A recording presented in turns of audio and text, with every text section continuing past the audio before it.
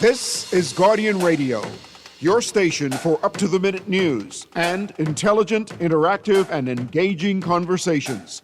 96.9 FM. The views and opinions of the hosts and guests are their own and do not necessarily reflect the views of the management and staff of Guardian Radio.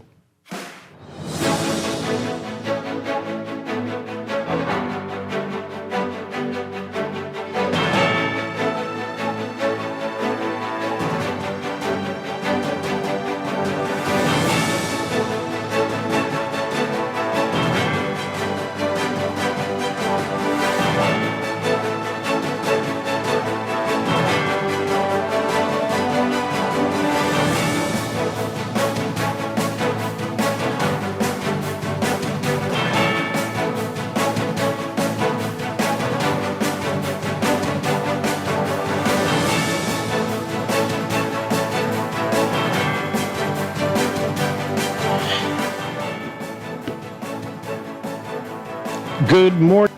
The Youth, Sports and Culture Minister says the JCNP doesn't control Junkanoo.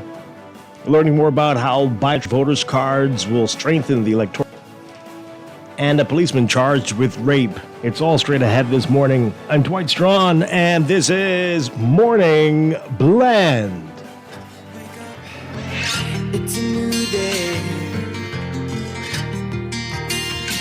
Wake up. It's a new day. It's the start of a new way. Don't you know that it's the start of the end of the old way.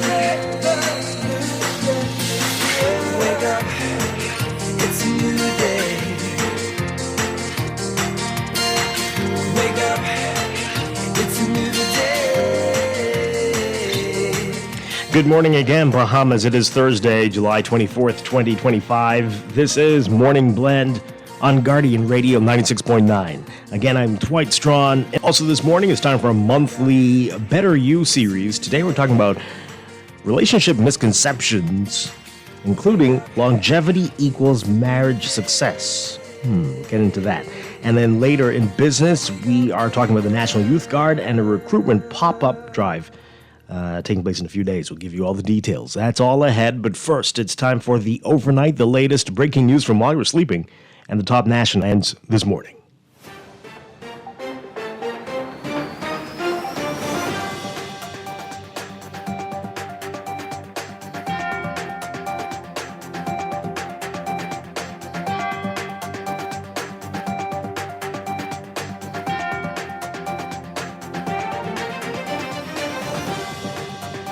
In the overnight, a policeman on Mayagüana has been charged with raping a teenager on the island. Prosecutors allege that 33-year-old Nigel Brown Jr. of Abrams Bay raped the 16-year-old girl. Allegedly took place at Brown's home after the alleged victim went there for him to repair an electronic device.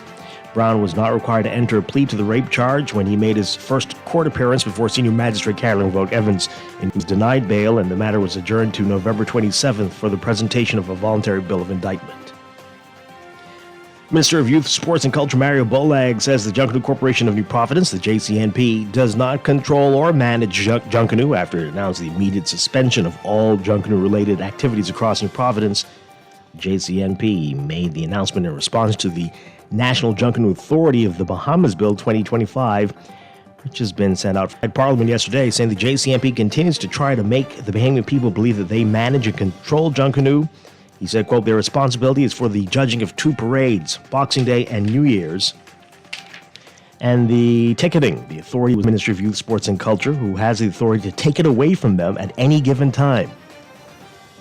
Well, the proposed legislation, which would create a permanent body to manage, promote, and develop Junkanoo, was shared with the National Junkanoo Committee, the JCNP, the Grand Bahama Junkanoo Corporation, and Family Island Junkanoo Associations and cultural organizations for review and feedback. In a press release, the JCNP expressed its displeasure with the proposed bill, saying it does not agree with or accept the bill as presented and supports allowing the Junkanoo community to continue to assume responsibility for the management of their own parades.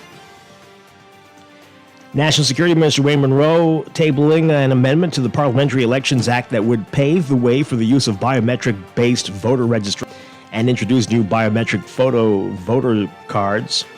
It would also introduce e-poll books at polling stations, periodic photo verification exercises, and enhanced data security protocols. Monroe says the legislation is critical as the government seeks to modernize and strengthen the electoral system.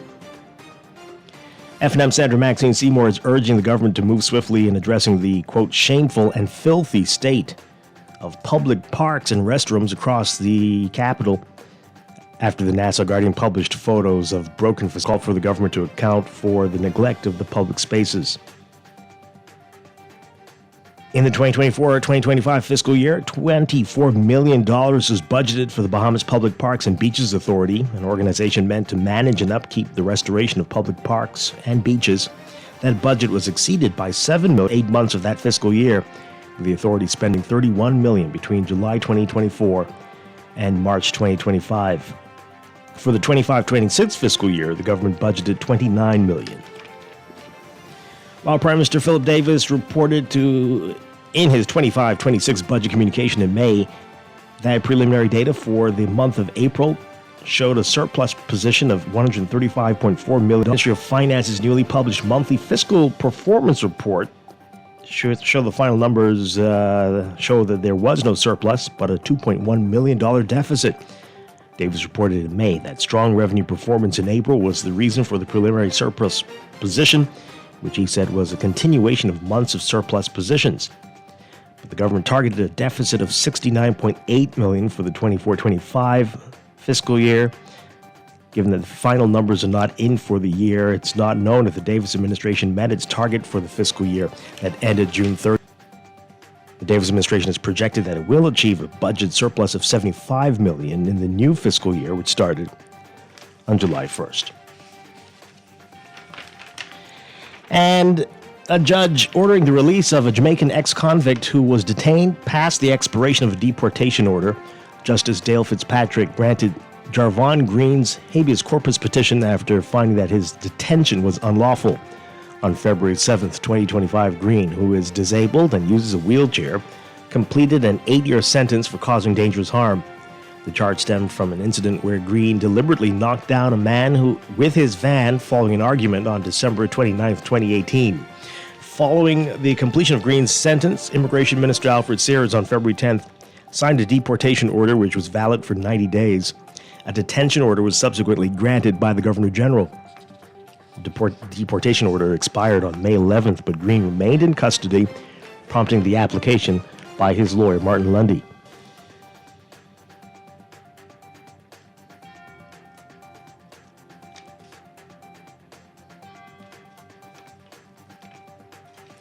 And as he tabled the National Health Insurance Bill 2025, Minister of Health and Wellness Dr. Michael Darville says it's a key step towards expanding universal health care coverage. He said that while the current NHI program has made strides in improving primary health care delivery to many Bahamians, he says they're still unable to health care that they need and truly deserve. He said the bill will address the gaps by modernizing and strengthening the framework under which the National Health Insurance Authority operates.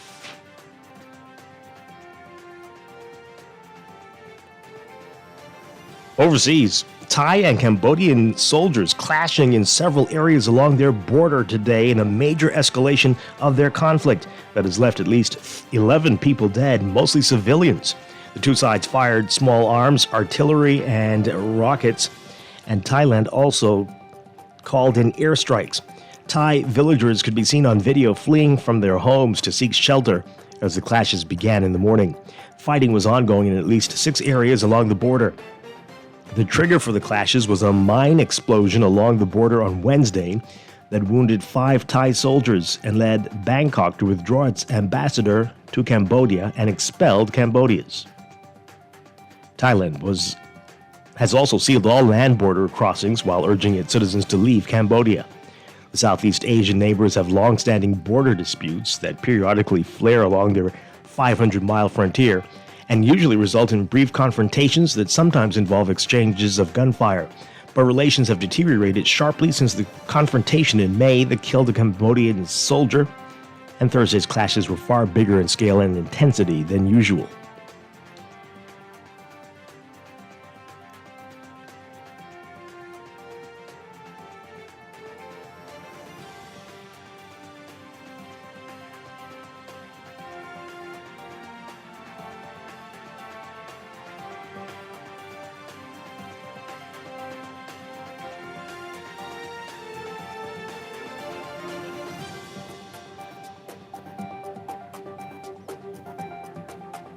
And U.S. President Donald Trump's choice for ambassador to Buenos Aires sparking a storm Wednesday over his remarks that Argentina's powerful ex-president should face justice in cases in which she was never convicted, and his pledges to use his posting as China. Opposition politicians in Argentina accused Peter Lamelas, Trump's nominee for ambassador to the second biggest South American country, of violating diplomatic conventions, interfering in Argentine domestic affairs, and meddling in judicial matters. Argentine media went into fifth gear with their coverage of Lamelas. Lawmakers introduced a bill in Congress rejecting his remarks as an, quote, unacceptable interference in matters of national sovereignty. Trade unions planned a mass protest for today outside the U.S. Embassy in Buenos Aires. The Cuban-born Lamelas, a physician, founder of a chain of urgent care clinics in Florida, and longtime Trump donor, would otherwise be stepping into the role at a time when the relationship between Argentina and the United States. Lamelas spoke on Tuesday before the Senate Foreign Relations Committee hearing on his nomination. He said he would support Trump's ally, right-wing Argentine President Javier Milei, in ensuring that the country's former president, Cristina Fernández de Kirchner, now serving a 6-year sentence on corruption charges under house arrest, gets the, quote, justice that she well deserves in cases unrelated to her current sentence.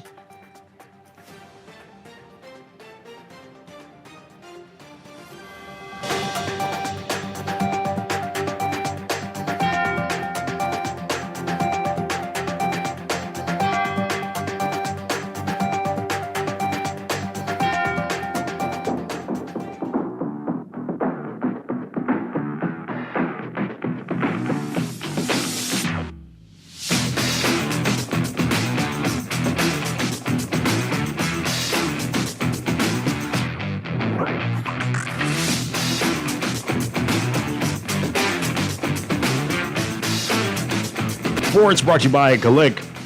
Bahamian junior swimmers are confident in their abilities to extend their winning streak to 3 at the 2025 Goodwill Swimming Championships, scheduled for August 15th through 17th in Barbados. The Bombs claiming its last 2 titles in 23 and 24 in Jamaica and St. Lucia, respectively. A portion of the team's 40-member contingent has been engaged in practice sessions at Betty Kelly Kenning Aquatic Center, with more members from Grand Bahama expected to join the sessions leading up to the meet. Appellants Kenwood Kerr and Bjorn Ferguson have been unjustifiably removed as members of the Bahamas Lawn Tennis Association, and the body's annual general meeting, the AGM of 2021, ruled as invalid as determined by the Court of Appeal. As a result, declaratory relief sought by the appellants was granted. The March 19th, 2021 AGM and constitutional replacement were declared invalid, and the membership terminations of Kerr and Ferguson were voided, and the BLTA must bear all legal costs. You can read more on that story in today's Guardian Sports section. And Bahamian sailor Paul de Souza has his sights set on the 2028 Los Angeles Olympic Games. He spent the last few months undergoing gradual but rigorous physical training to ensure his body is ready to take on both local and international competition in its quest. De Souza, who placed second at the 2025 International Laser Class Association Open Senior National Championships, competed at the 2025 Long Beach Olympic Games Olympic Classes Regatta in Long Beach, California over the weekend. He closed out the competition with a 48th place finish in the ILCA 7 class, recording a total score of 454 and a net total of 363 of the International Regatta. From the NFL, Miami Dolphins offensive lineman Baron Maito suffered an undisclosed injury at the end of Wednesday's practice and was flown to a hospital on a helicopter. The injury happened in the final minutes of day 1 of the Dolphins training camp. Matos, a second-year offensive tackle, was airlifted in stable condition. The Dolphins did not release information on the injury. Born in Santo Domingo, Dominican Republic, Matos went undrafted in 2024 but signed with the Dolphins as a free agent through the NFL's International Player Pathway program an initiative that gives athletes from countries outside the U.S. a chance to play in the NFL.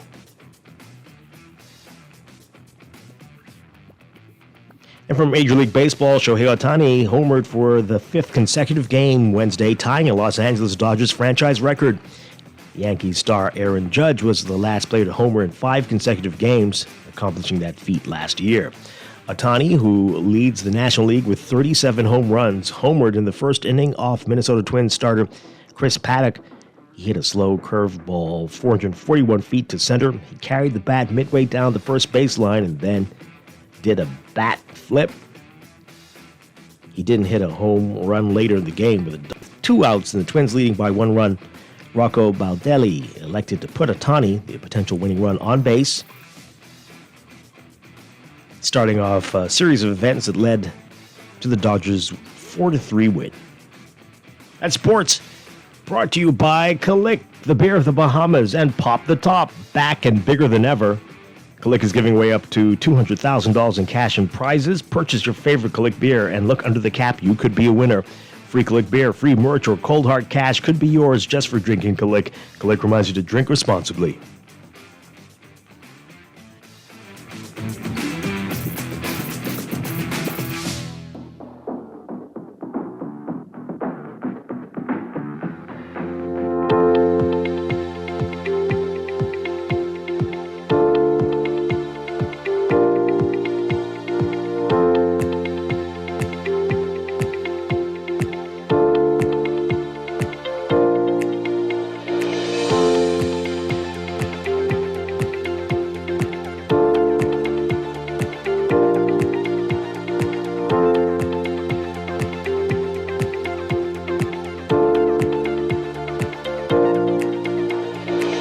In your first look at weather this morning, a near gale warning is in effect until 8 a.m. Friday for Inagua and the waters around Inagua, including the Windward Passage in the southeast Bahamas. Occasional frequent wind gusts to near gale are possible in these areas. Mariners and boaters are strongly urged to remain in port.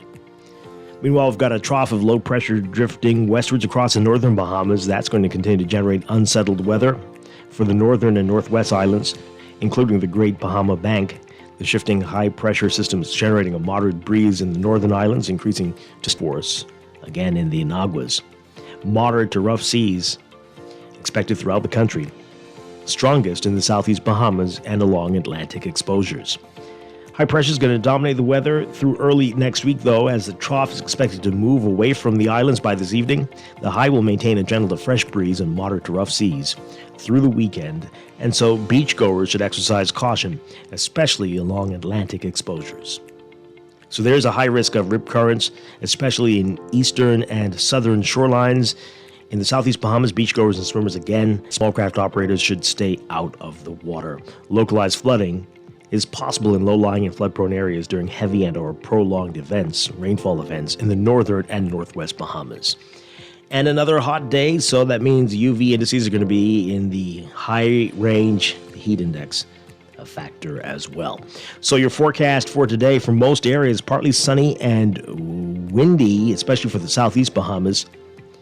Turning fair tonight, a 20 to 30% chance of showers for the northern and northwest Bahamas. 10 to 20% chance for the central and southeast Bahamas. Winds southeast at 10 to 15 knots for the northern islands, southeast at 15 to 20 knots for the northwest Bahamas, easterly at 15 to 25 knots for the central islands, and easterly at 20 to 25 knots with higher gusts for the southeast Bahamas. High temperatures across all areas around 92 Fahrenheit, 33 Celsius, but the heat index will make you feel like it's 103, 104 Fahrenheit, 40 Celsius, down to around 80 Fahrenheit, 26, 27 Celsius. That's your first look at weather this morning. More on your extended outlook and a look at the tropics coming up in a bit.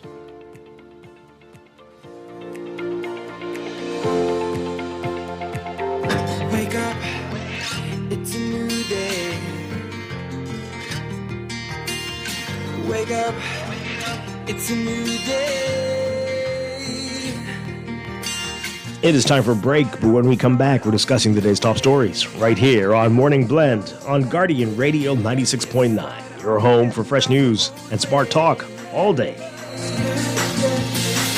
Wake up, it's a new day. Wake up, it's a new day.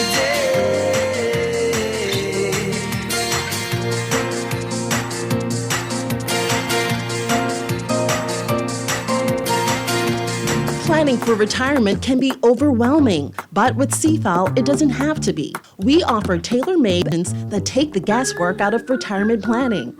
Whether it's for you or your company, don't leave your future to chance and let the trusted hands of CFAL's experts guide you toward peace of mind and financial stability.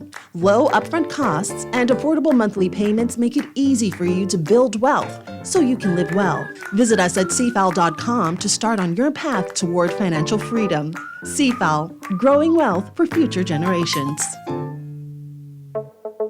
Tired of banks forcing you to use technology to bank the way they want you to? Your convenience is important.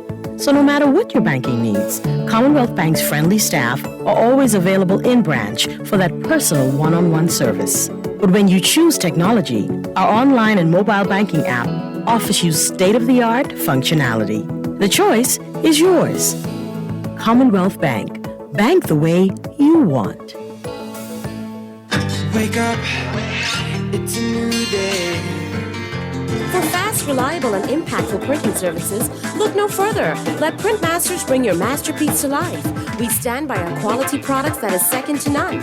Our affordable pricing and free the ultimate choice for all your printing needs. We can deliver any type of printing services, from banners to booklets to business cards. You name it, we can print it. Let Printmasters bring your masterpiece to life. Located in the Nassau Guardian Building, telephone 302-2361. Looking to elevate your gadget game, or a tech trouble simply slowing you down? Escape to a world of innovation at Custom Computers, your go-to store for the latest cutting-edge tech. Whether you need to upgrade your life with the best from Apple and Windows, or your device needs a little TLC, the Custom Computers Know-How Store is the destination for unbeatable expertise and quality repairs. With 2 convenient locations, there's a Custom Computers near you on Patton Street in Palmdale and Caves Village, or call 396-1100. Nassau, it's that time again! The Ministry of Tourism, Investment and Aviation presents Bahamas Gourmet Summer 2025, and it all goes down Friday, July 25th on Bay Street. All roads lead downtown Nassau, Friday, July 25th, 12 noon to midnight, featuring Fanchon, Shine 242, KB, all backed by the Rhythm Band. Also a Chippy Gourmet Rush Out, Friday, July 25th on Bay Street. No one likes a fender bender. Oh, man. From a little scratch to a full mashup, NUA Insurance has got you covered with auto insurance tailored to fit your needs and budget. For affordable rates with free on-site accident assistance. Visit us on and just NUA Insurance. Ask us, because we've got you covered. At Cleveland Clinic, care is everything. So when your primary purpose is to care for the world, you'd start with your community until you're accessible anywhere. You make complexities your specialties and put compassion before anything else, all to redefine what's possible for everyone, everywhere, for every care in the world. Cleveland Clinic. It's time to upgrade the way you enjoy at-home entertainment. Alive Fiber is here. Enjoy all your favorite channels and streaming apps, all at lightning-fast internet speeds with affordable bundles, and it's only a click away. Visit www.alivefiber.com to sign up now. Stay connected. It's good to be alive.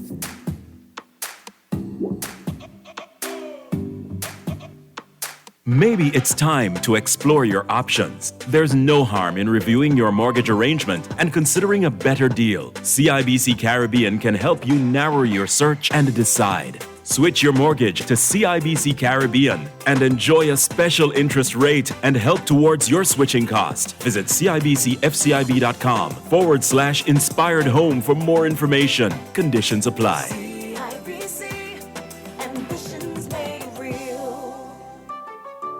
Join the celebration for sizzling summer savings as BWF celebrates its 53rd anniversary with up to 50% off Monday, July 21st through Friday, July 2010 sales Saturday, July 26th, 8 a.m. to 5 p.m. Beat the heat with amazing deals, red hot prices plus cool savings. Don't miss your chance to save big this summer with BWF up to 50% off 53rd anniversary sale Monday, July 21st through Friday, July 25th and Blowout 10 sale Saturday, July 26th, 8 a.m. to 5 p.m. Save on appliances, hand and power tools, generators, compressors and water pumps, welding supplies, automotive hardware supplies, lawn and garden supplies, kitchen and outdoor supplies, cooking supplies, barbecue grills, household supplies, bedding and bath supplies, junk canoe and craft supplies, floral decor, and so much more. BWF, we are more than just our name. Number 13 Wilton Street, telephone 394-0004 or 6. Check us out on Facebook. We ship to the Family Islands.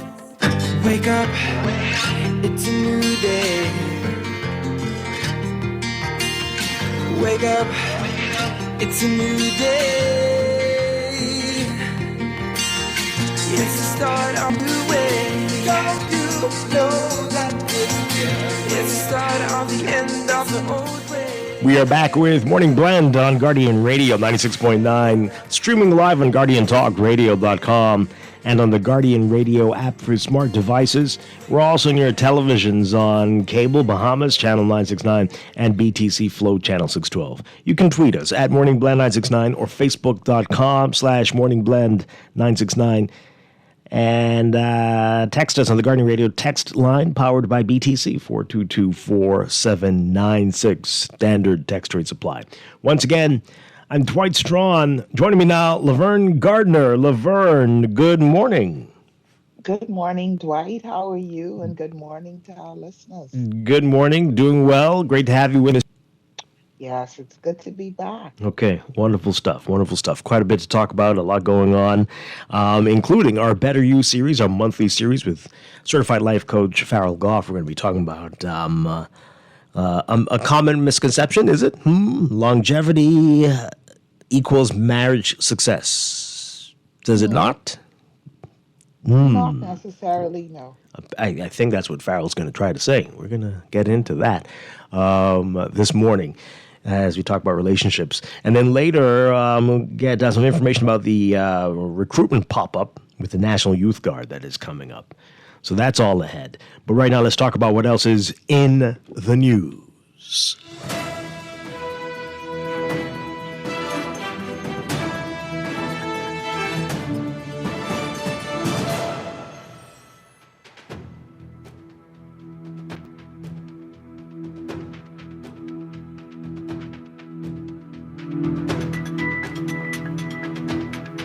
So in the news, hey, it's been a rough couple of days here in New Providence. So last night, Wednesday night, electricity out for me for quite a bit.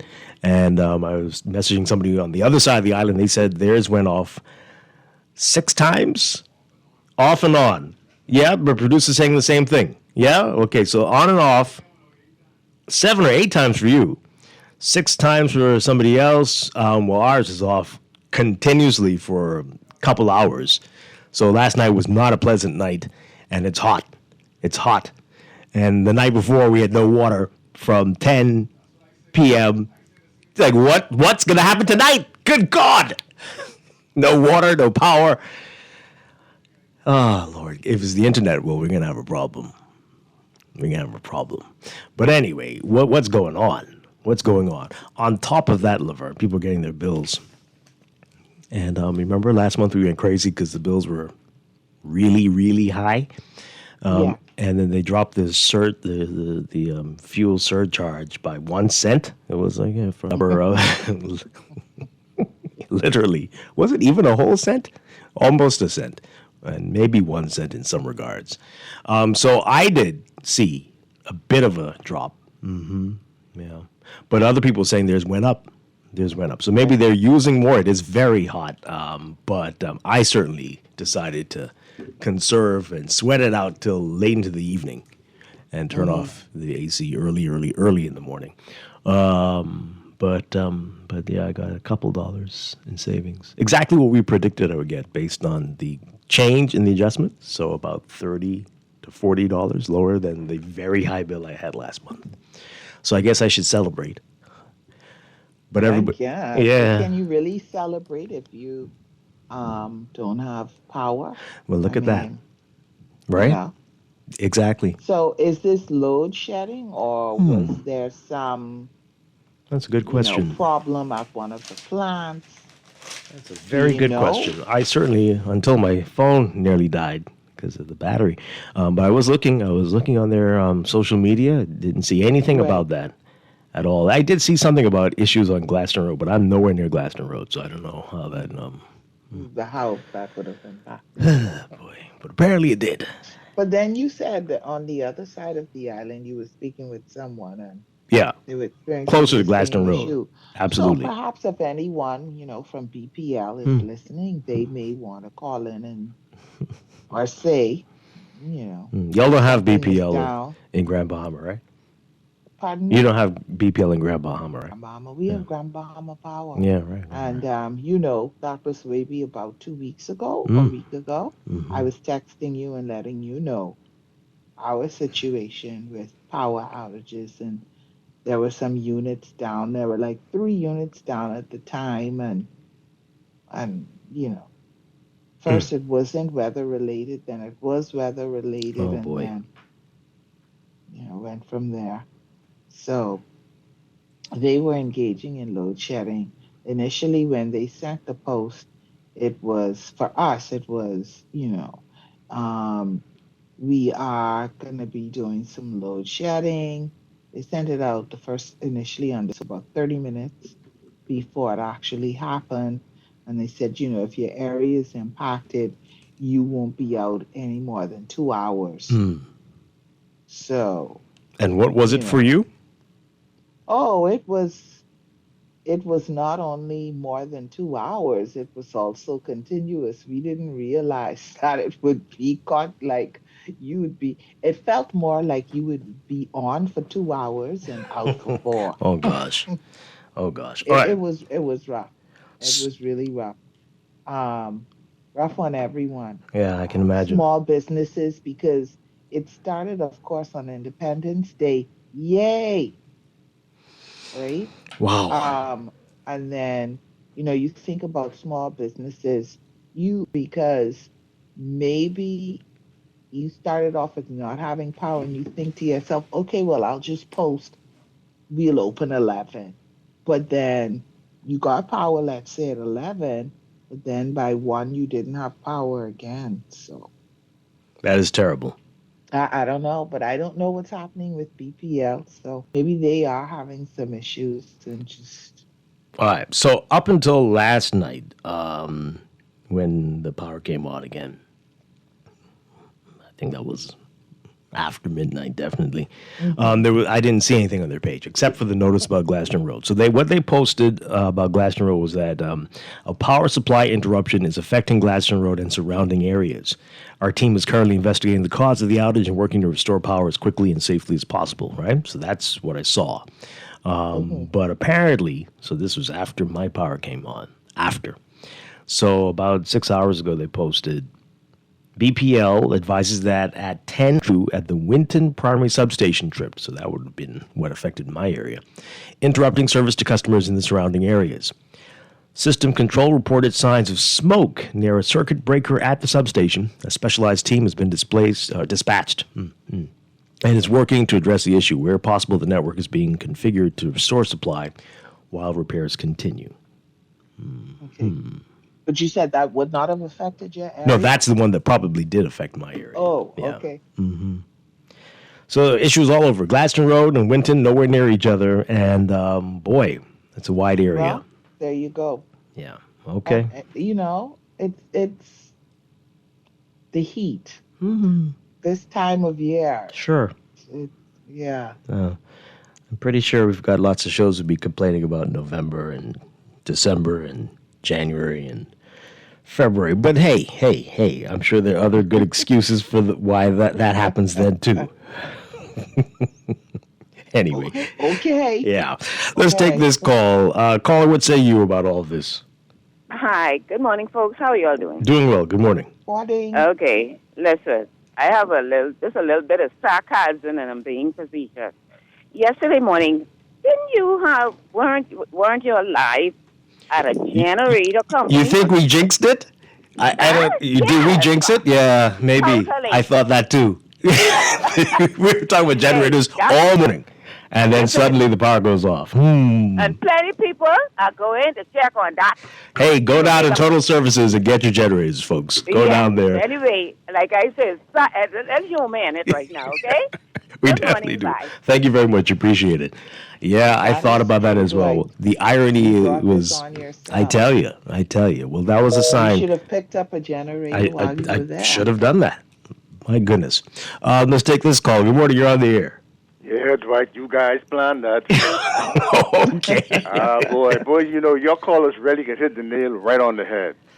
But no, it's just a good joke for the morning. Yeah. But you know, let's hope we don't have a joke tonight. Let's just hope we don't. Yeah, well, you know, I hope just for you, Dwight, and the rest of those who really experience it. But Dwight, you know, I want to bring out two concepts. There is load shedding that we are accustomed to, and there is load sharing that I hope, will have privilege to experience sometime in the future. Could I explain the difference? I think we get it, but yeah, go on. Okay. The shedding is what is done in order to prevent the system from actually losing its core energy and causing a catastrophic condition. So that's necessary based on the infrastructure we have. Now, as we continue to improve our infrastructure and we have more than one utility services provided to the Bahamian people, or, like I explained, with the switch at the bottom of the stairs and switch at the bottom and top, we are able to have power coming from a solar plant, power coming from some other plant, then we can do load sharing, which would guarantee that the power never goes off. Mm-hmm. And that's experienced in countries that are more developed than we are. But I just hope we get there. Yeah. Well, I think that is the plan. About things we've been hearing, we'll see. We'll see how this goes. Good luck for the night. Yeah. Thank you. I'm very afraid. Water, power, what's next? Ah, boy. Anyway, this texter says, hey, what's really going on with BPL? Any update on the deal? Any update about the bill increases? Which parts? So the deal, again, the folks, Bahamas Grid, they say they're working, they're doing things. We don't know what the deal is, though, but they're working. They're working. They must know the deal. I's are still being dotted and T's are still being crossed. What type of ink are they using? Boy. I don't know. Invisible ink? I was going to say, very slow drying ink. Very slow drying. Invisible. But okay. It could be that one. And so that way, you can't, unfortunately, because it's invisible, you don't know where you left off. So you just keep starting over. We don't know where they left off. I don't know what to tell you. Bahamas Grid knows where they are because they're working. Yeah, absolutely. But they are working. And bill increases. Now, what do you mean? It's supposed to be decreases. They said they're going to adjust the fuel surcharge a bit. And again, I think they do need to check the consumption. You're saying that yours did, eh? Mine did, but I mean, I'm not like, it's still high. It's still higher than it was. We'll have to check to see if it was higher than it was last summer. But it's higher than I'd like it to be, definitely. But lower than the crazy bill I got last month, which is yay for me. Sure. I experienced the same thing. Last month my bill was, this month it's still there, but not as high. Yeah. Oh, boy. That's rough. So this person, I'm not sure why these folks like to rub this in our faces, but anyway, listen to this. Happy Thursday. So sorry to hear about your electricity woes. Didn't notice any outages last night since I'm 100% off the BP Hell grid. Great. Didn't Pike say their upgrades significantly reduced the occurrence of outages? Wonder what happened. I mean, you know, it's still the case. This is the first outage we've had in a little bit. First long, extended one. I think there was a tiny one a couple weeks ago. But it used to be once a week, at least in my area. This person says here, do you know if BEPL had 3-hour scheduled tree trimming event last night between 10:30 p.m. and 1:30 a.m.? No, if you're in the East, as you heard, it was some transponder trip. Transformer is the robot, say. Sure. It wasn't tree trimming. Okay, then it must be as predicted for March that No, don't say that. No. Okay. By the way, where is IRCA in what appears to be a collapse of all utilities across the country?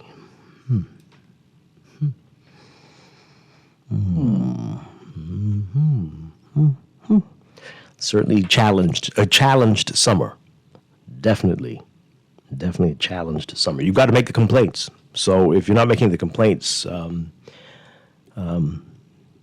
yeah, that really makes a difference. What does that mean? What does that mean? You have to lodge your complaints with the companies and with IRCA. The people who are employed at IRCA, they don't live in New Providence? Are they not experiencing outages? Well, they also regulate us, so I'm going to hold my... Anyway, this texter says, it's fine for the PM's office to have advisors, but some media organization needs to investigate how the advice they give through inside knowledge and no-bid secret contracts. What now? What are you saying? What do you know? What's happening? That's a text. Of another show? I don't know what's happening. What was that about? I mean, sounds interesting, but what was that about? BPL nervy like Mervy, I think they're trying to say. They send out these huge bills this month and can't keep the lights on. Wow. Well, that's always been the case, eh? Consistent. Consistently billed. Power, maybe not so much, but consistently billed. This one says they can't get nothing right in this country and want to fool us with Junkanoo lousy corrupt hogs. What? Okay, that's a lot. That's what happens when your power goes off in the middle of the night. Broad sweeping statement there. People are frustrated. But anyway, well, hopefully we'll find out more about what happened last night from BPL, and hopefully it won't happen again. Yeah. Pike, Island Grid, Bahamas Grid. Help us, save us. Somebody. Even though we don't know. Somebody, everybody. What you're supposed to be doing exactly, but please help. Whatever you're supposed to be doing, can it include us not losing power? This texter says, so they say, LOL, they say smoke was seen at the Winton substation. Well, last night, as I sat in the dark with no mobile service, pre or postpaid, what happened there? Whoa. I thought to myself, how would we know if a gigantic fire was headed our way and we had an evacuation order? Mm-hmm. Well, what was going on with that? Which company you're with? But you didn't lose it. You said that you didn't. That's all that kept me sane. Or a cell phone, right? No, I was, except that my battery was on, 14% and 11%. I'm sure that at no point did you think, maybe I should, to conserve my battery power, I should come off the phone. And do what? Sit in the dark? Yeah. Just be there with my thoughts and hearing generators around me? Absolutely. No. You had an opportunity to be, to have your own generator, and you just didn't do it. Mm-hmm. Well, I'm contemplating life, Laverne, so we will see how the future goes. So things may change. But I need to be here. I need to know what's going on. Goes to their phone. Everybody just goes to their phone when the exactly. But you see, the people who get generators start to live in their own world, and they don't know how the rest of us are feeling, and they think everything is fine, right? And so you don't want to be that detached. You need to know how messed up things are. So that's your reasoning for not having a generator. And the costs. But apparently, from what we learned from Total Services, it's not as bad as we've been thinking. And financing is available. So that's a good thing to know. Okay, this person says, I don't care about the constant power outages, unknown high bills, and not knowing about the deal between them and Pike. I'm just glad. Oh, no. I don't think I want to read the rest. Okay. No, I'm not going to read the rest. It's sarcasm, but it's ridiculous. Okay.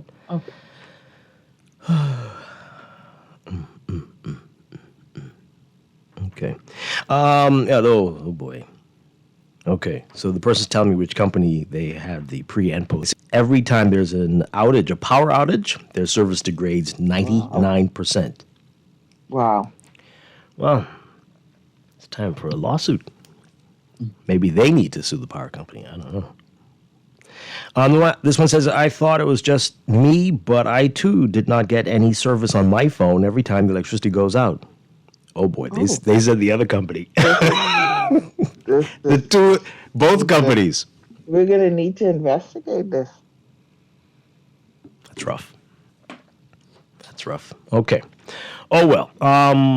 Let's keep our fingers crossed for tonight. This could be the ultimate test. Crossing my fingers. Yeah, right. Because this is like maybe the Bahamas is preparing us for the apocalypse. Let's see how they can make it with the water, no electricity, and tonight, drum roll. Wow. Anyway, let's move on. So we talked about this quite a bit yesterday, and we heard a little bit more in the House of Assembly about the voters' cards, the biometric voters' cards. Laverne, I feel we have talked about the purple card a lot, you and me together. Yes. And we're both, I know, ready for this to be extinct like the dinosaurs, right? I am ready. I am ready to part with my purple card. I said it yesterday. I'm going to have a purple voters card burning party. You're gonna shred it up and burn it, and I invite others to join when we finally get our updated voters cards. But there's a lot of resistance. But National Security Minister Wayne Monroe explained how this is going to work in the House yesterday. Take a listen to this report from our Vonik Toot. The government is implementing changes to election procedures in an effort to strengthen the security and efficiency of the electoral process in the Bahamas. National Security Minister Wayne Monroe says the changes will affect the Parliamentary Elections Act 2020, paving the way for modern biometric identification in voting. He added, the current system is potentially vulnerable to errors and inefficiencies. Today is an important step forward in implementing those recommendations. These amendments make provisions to formally adopt biometric-based voter registration and verification, and will introduce voter cards, e-poll books at polling stations, periodic voter verification exercises, and enhanced data security protocols. The amendments will introduce new criminal penalties of up to $10,000 in fines and 12 months imprisonment for unauthorized access to or tampering with electoral systems. Monroe says these technological upgrades are widely recognized for enhancing security and boosting public confidence in the integrity of election results. Implementation is expected to roll out over several months. This will encompass, Madam Speaker, public education, equipment rollout, staff training, and the legal activation of the new framework. Once the legal framework is enacted and a public education campaign is launched, eligible voters whose biometric data already exist with the Passport Office will have the option to consent to a secure data transfer for in-person enrollment. According to Monroe, the reforms, including biometric voter registration, the introduction of e-poll books, and stronger legal safeguards, demonstrate the government's commitment to accurate and inclusive elections.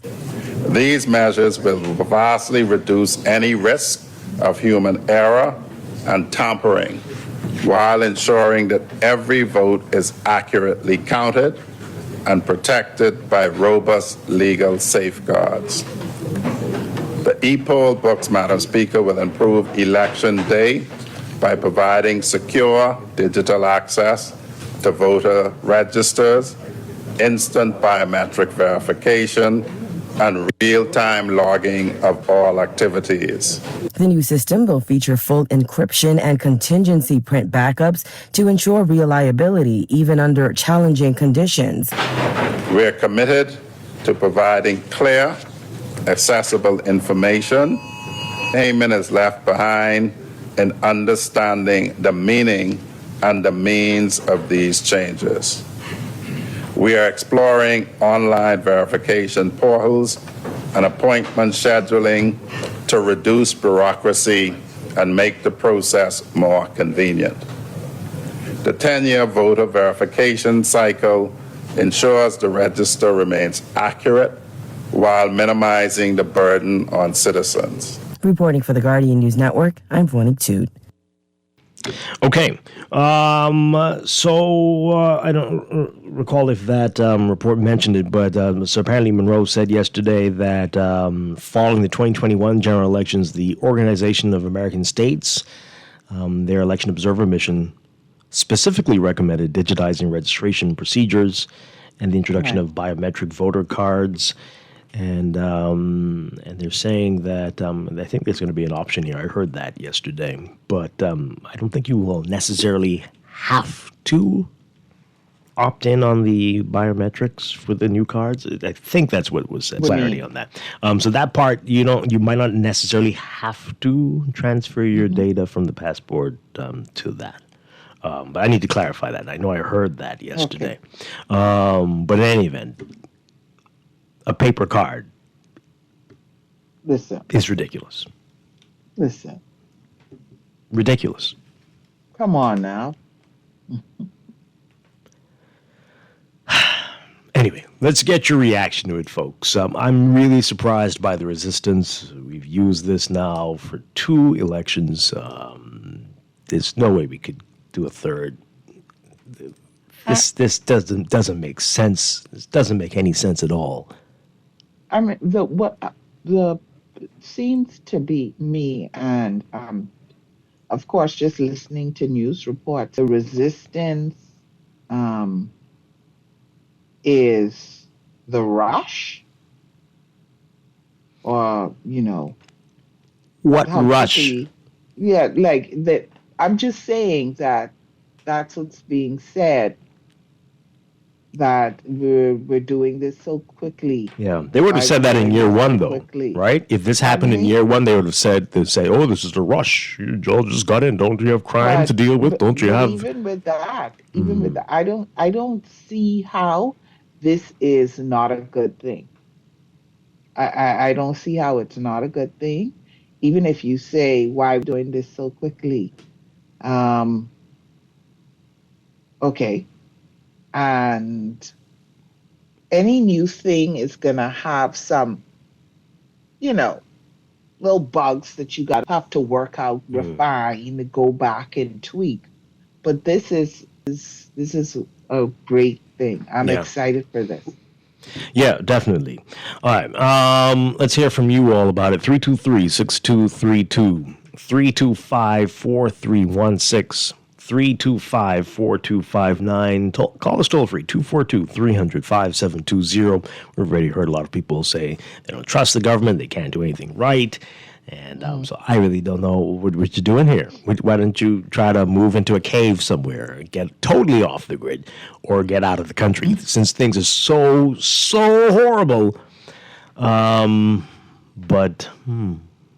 But you don't have those concerns with the passport office. You don't have those concerns. And that's when you said that just now, I'm like, I wanted to ask you, these people who are saying that they don't trust the government to do these things and to get it right, do they have passports? It's not making sense. Because all of your information is already there at the passport office for them, Mm-hmm. Let's hear from this caller. Good morning. You're on the air. Good morning, Cousin Dwight. Hi, good morning. Good morning, Laverne. She can hear you. She can hear you. She can hear you. A little delay. I cannot. Dwight, I must commend you, right? Hey? Hello? Yeah, we can hear you. I must commend you, Dwight. You was right on target the other day when you cut Grammy Boy off, because I should have used words, alleged and stuff like that. So I take my hat off here. You're on point. I want you to stay on point. I tried. I'm human, man. Okay. But listen, I kind of agree to a certain extent with Laverne. I don't see the harm in having a plastic card, because I didn't have them paper cards, and when you put them in your water, you put them this way, they get tear up, they get this, they get that, and anybody could take a picture and stick it on the paperwork. However, I have a big concern with the method that they are transferring information from my passport onto the biometric card. And I say that because there are a lot of e-passports out there. A lot. A little bit. So you're telling me now, do I have a fraudulent e-passport? Now people say those things, but do you have evidence to support that? I would see it, but you got your finger on the button again? Well, I'm not far from it, but do you have evidence to support that? You know this for a fact, or this is what Okay, Dwight, let me qualify myself. I am the number 7 member of the Patriots that is fighting the Nationality Act in court against the government. The 7 of us. And we have been doing our research, and I know you all have heard blackmail before and how on point he is. We done our research, and we found out that there are persons that are vying for voters' cards and don't have citizenship. They applying for citizenship. We found out that they have people that have voters' cards and don't have all kind of things. So I can safely say that some of those passports that were given out there are fraudulent. So you telling me that person there, information... No charges have been brought against these people as yet? Huh? And charges have not been brought against these people as yet? We have submitted our findings to the courts by via House and Moultrie, but the government is backing off and making it easy. Okay. You understand? Mm-hmm. And there are, I can safely say, there are fraudulent documents out there. That's the problem I'm having with it. Because there may very well be 9 legitimate behemoths, but what happened to the 1% fraudulent that will be able to vote in our elections and do all kind of things? That's the problem I have with that, with the method that they're doing that, right? Okay. All right. Thank you very much. All right. So the 1% will hold us all back, if that is even the case. The 1%, Laverne. Okay. My goodness, it's supposed to be the majority rule country, but I don't know. But can you hear me, Dwight? Yeah, I can hear you. Mm-hmm. Okay, I don't know because I missed a lot of it. It was like it was GNN. Yeah. But it was going. Okay. I don't know. We're gonna sort that out hopefully. All right. So I remember I told you this. Maybe me. I found the thing I was telling you. So this is what Wayne Monroe said. So he says, once the legal framework is enacted and public education campaign is launched, eligible voters whose biometric data already exist with the passport office will have the option to consent to a secure data transfer. The option, reducing the need for an in-person enrollment. Okay. Yeah. So okay. If you're concerned about the transfer. Right. So you do have, but you will have an option. You'll still have to do the biometrics, but you have to go in. But you go in. If you don't trust, right? You don't have to have them. If you feel like I don't think that, however you're going to transfer this information is secure, so you will have the opportunity to physically go in. Exactly. And provide this information. That, somebody working in the office who's using their email, sweetgirl@yahoo.com. To send Why does it have to be sweet girl? I don't know. But if you're worried that might be the case. Bad boys 242. At AOL. Right. Right. So, yeah. No, yeah. So, and that's fine if you're concerned that you have that option. Let's take another call. Are you going to go in? I don't want to go in. Transfer it. I don't care. Listen to me. Transfer it now. I'll take the risk. Now. I'll take the risk. Now. Caller, good morning. You're on the air. Good morning, Mr. Strong, and good morning, Ms. God. I hope you're all doing well this morning. Yes, we are. Good morning. Yeah, hey, Dwight, just listening to you call off that name, and then Miss Gardner responded with the bad boy stuff. I hope you all was in call. No, we're not that silly. But I mean, it's just cracking a joke, by the way. But what I want to say is, remember on Tuesday, right? I questioned why the government found the need to do it, and I told you that chances are they were being incentivized from outside. I mean, but based on what was said this morning, that's true because they were advised from international body to do this thing. Just like I said, it didn't come from them. It wasn't their idea. You know what I mean? No, but Bahamians have been calling for this forever. Anyway, sir. Bahamians have been calling for this forever. We've been calling for it. This is the first time I hear about this party. But You thought the paper voter's card was safe and secure and sensible? You said before that?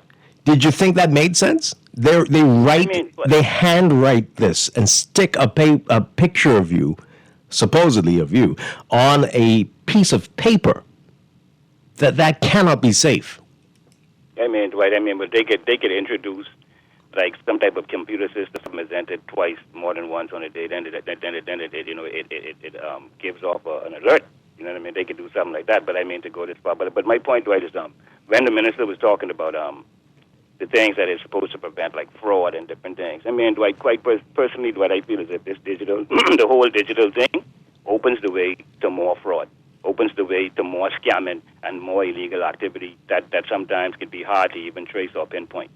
You understand? I don't agree with this complete, you know what I mean, this whole thing of going digital. I disagree with the minister when he's talking about it being something that's going to prevent those things because I feel as if it's going to open the gate for that. I feel as if, you know what I mean, and especially in a small place like this, right, that we can come up with a system, right, that can guarantee the fair election, that can guarantee that there's no tampering, right, without having to follow the ways or instructions of people from the outside. You understand what I mean? Why is it that we as a people can't sit down and create agencies or programs or whatever suits our demographic and suits our situation? You know what I mean? Specifically, why we always have to get incentivized from other people to pass this and to make this regulation and to make this change and to make this reform? Why we can't sit down within our own community? I mean, like even when we having these regulation bodies that we setting up, Dwight, we bring people from outside to set them up. I mean, you know what I mean? What sense does that make? I mean, if we feel a need for a regulation body within our country to regulate what goes on here, why can't we, the people ourselves, build a framework? Why can't we create that the policy? I can tell you why. Because, thanks a lot, Bahamians are saying these things only when a group outside the country says it. Does anyone pay attention? Right, Laverne? Exactly. Every single issue. This isn't new. I know you and I have talked about this. In my circles, we've talked about this with the voters' cards. So this isn't new. You know, it's unfortunate if the main reason is because of the recommendation that came from the outside. That's sad, but we did. And it works other places. So I don't understand why we would need, and I'm just speaking about this particular thing, why we would need to come up with, why wouldn't this suit our demographic? What is the issue? Anything that you come up with, there's going to be a risk involved, right? A security risk. All right, so somebody's sending me now articles, and we know it has happened, but is it the majority of people? Cases where there have been people accused of being in possession of fake documents. Yeah, it happens. It happens. It does. So no, that's the reason to not update a system that is clearly having a digital. So are we saying that having a digital system will increase the risk of fraudulent documents more so than how it is now, where you just have the paper card that's handwritten? I don't know what they want. Maybe they want everyone to get into Rawson Square, and when they say, "Hey, you want to vote for this person?" the group that makes a louder sound. Raise your hand. Yeah. Mm-hmm. Come on. All right. We have to deal with the fraud. This will likely help. This is definitely happening, but that doesn't mean that you cannot progress because of cases like this. Right. So I'm not sure what you're going through all of the internet looking for these examples here. We know it does happen. And But I don't think we're in denial about that, but are we going to stand on that and just not progress? If we don't do it this way, has anybody who is in disagreement with this, who feels that this is not a good idea, that this is risky, what idea then can we put forth that's, what is the other idea? What is the other option? have the candidates race, and the winner becomes the MP. And then No, but I'm serious. Like, what other options can we have? What other options is there that may be available to us then? Yeah. If let's say we don't go this route, right? If we weren't going this route, are we saying to leave everything the way it is Yep. and just continue with the cards that we currently Apparently, maybe they want a nice color for the next one. Question: were we having this issue when we changed from the paper license to the plastic? People are crazier today than they were before. I'm sure there was when someone. we were changing from the with NIB. I'm sure somebody was complaining. We got to go to the news. Although someone's pointing out as we go, cash, there's fraud, checks, fraud, cards, fraud. So what? We shouldn't have any of them? That's a good point. Very good point. Let's go to the break. We'll be back with more. This is Morning Blend on Guardian Radio 96.9.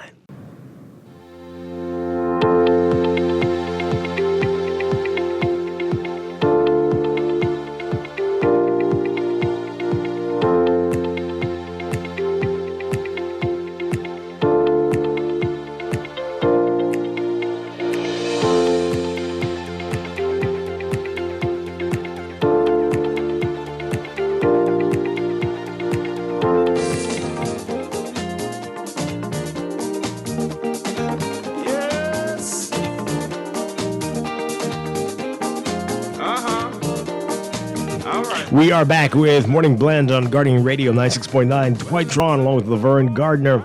And we are talking about what's in the news. Coming up in a few minutes, though, it's our Better You series. We are talking about relationships and misconceptions.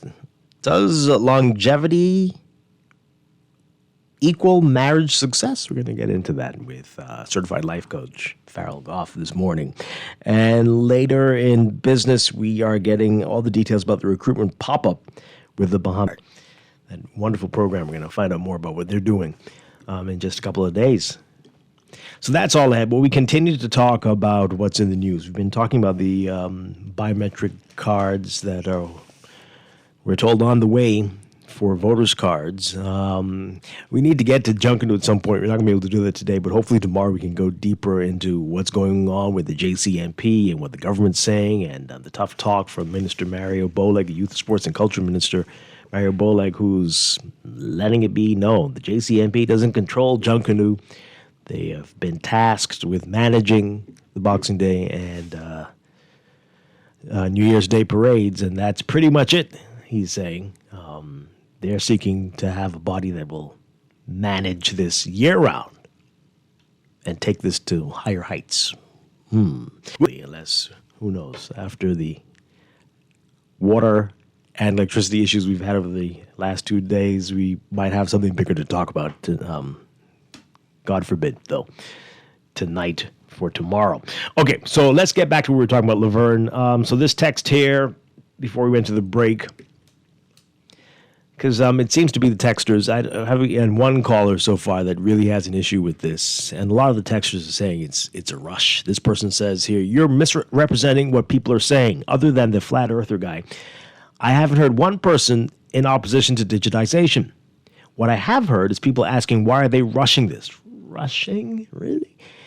Is someone going to get $1 million bonus if this parliamentary system is implemented in the next 9 months? Is that a rush? 9 months? Yeah. It's very odd. Why didn't they start the process in 2021? And how do you know they didn't? How do you know they didn't? It's odd. When I see odd, my first question is, who's getting paid?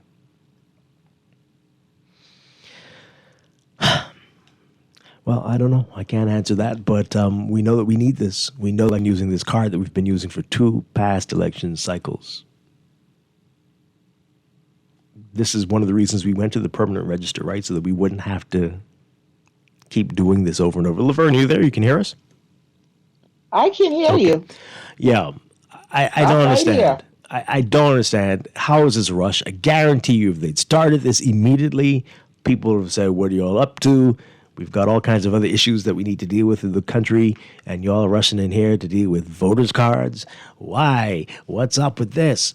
There will never be a year when this was going to be not challenging in terms of the timing, but we know we have an election looming, and we cannot go into this election with these purple cards.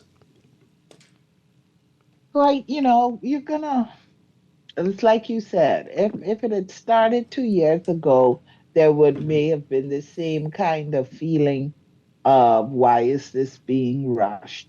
I don't think to my mind, it's long overdue. And I also think we have to look at the fact that the basic framework of how this is going to happen already exists. It isn't as we've digitized other things, right? Namely with the passport, we've done that already, a basic framework in place. And I think because of that and the systems we already have implemented, it will make it easier for us to transition to this new way. So the time that maybe we would need to take, or it doesn't have to be, the process isn't as long because a framework already exists that we can go off of. So there's that when I'm thinking about it. Educating the population can be done within 9 months. Yeah. Okay. Yeah, sure. I'm sure. So when things like this happens and happens so quickly, as we're saying, in terms of the implementation and all of that, it is a reminder to me that things don't have to take long if the people who are doing it are motivated to get it done. Okay. So, but there is a push. I'm not necessarily delving into the why of the push, but I know that you, myself, and other people have been talking about us doing this in a different way. Absolutely. Other than the cards. Yeah. And so time has come. Governments can move quickly on what they want to move quickly on. Mm-hmm. And this is one of it. And we'll tweak it as we go, as we do with so many other things, right? Okay, we got a lot of calls. We'll get to those in a second. Let me read more of the text messages, though. They came in a while ago. This person says here, connect the dots, Strachan, if you may. Consider this new electronic election system going full speed ahead and electricity or internet going down on election day. Would the process then be extended? I support the changes, but your experience last night comes to mind. Well, that could happen at any point, right? Boy. Whether 9 months from now or another 5 years, 6 years from now, Okay. Mm-hmm. Wow. Okay. That's interesting.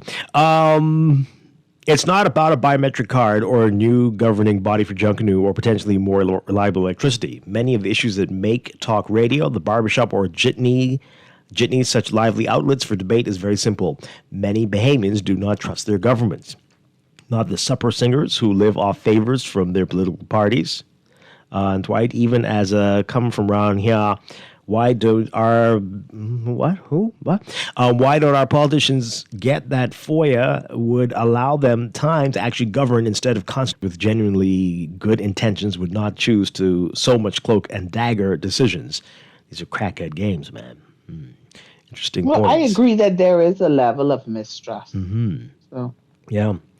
They're talking about this person's talking about the news. Oh no, so let's go back. So they say the push to digitize is great and all, but I encourage the public to demand other real changes to avoid repeated mistakes as well. When the company's rolled out to do the job, we know it can be a who you know connection and another scandal, or how they were selected and costed. But what we're being told is Canadian banknote is playing a role in this, and they have been instrumental in working with the central bank on the more secured, crisp banknotes. That's one of the things they've done, among other things, we're told. But they are playing a big role, apparently, and that's been confirmed by the government. I don't know if they're doing the whole thing, but they are a part of this. That's it. I'm sorry, you said they were instrumental in. They do a lot of work with the central bank, and something you said with the bank CRISP. note? Yeah, that it stands for something. CRISP. I don't know what it says.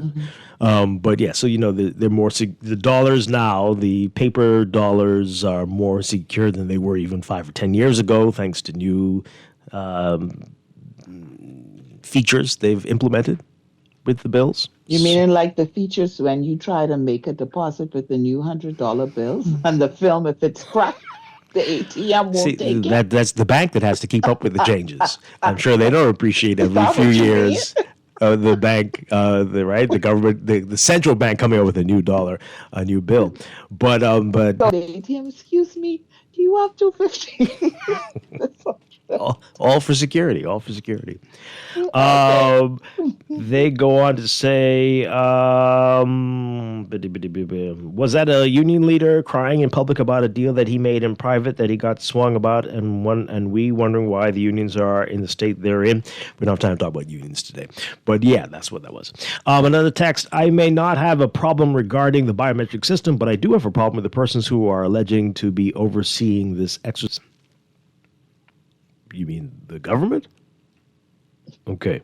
Well, So it goes back to that there's a level of distrust. So. Yeah. This text says, regarding the voter card, let's return to the Cornerstone Trust system. I think some people would like that, it seems.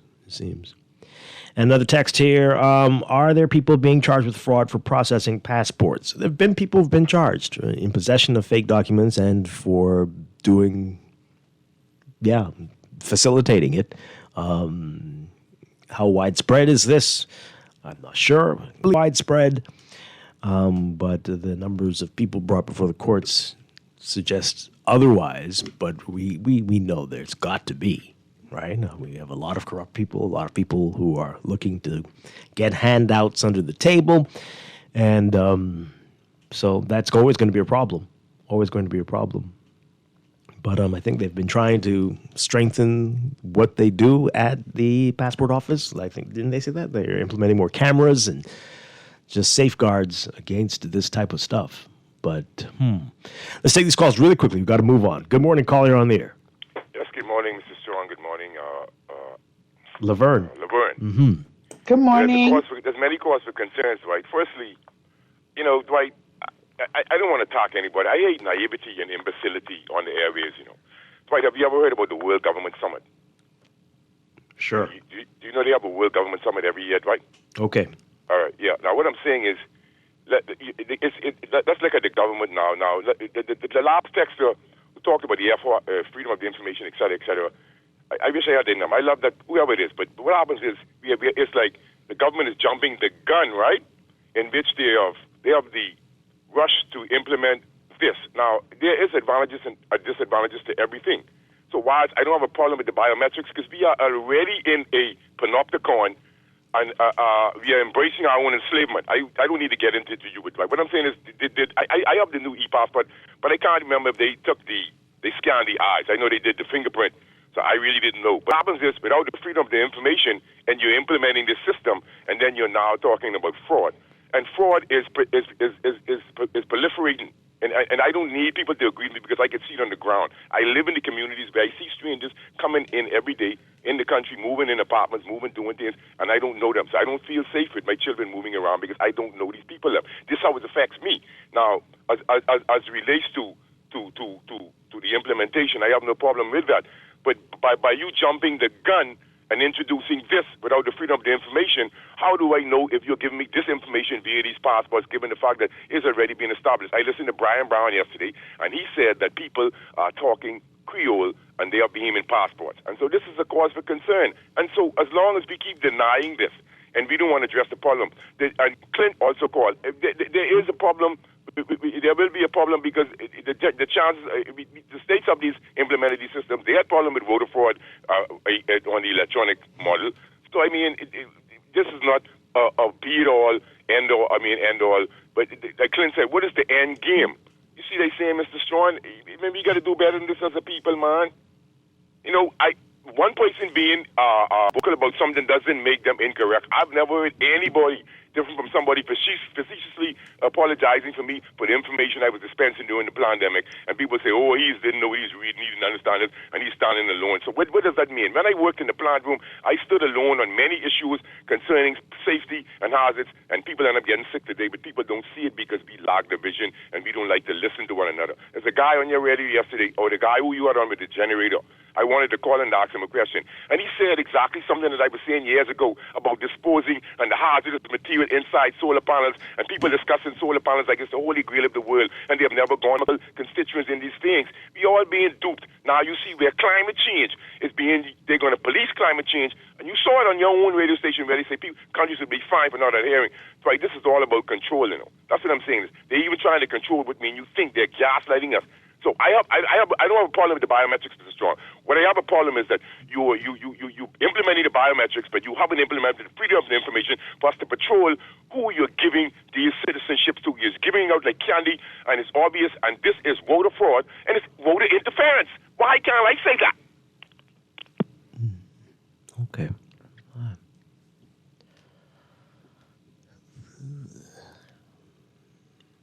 Okay.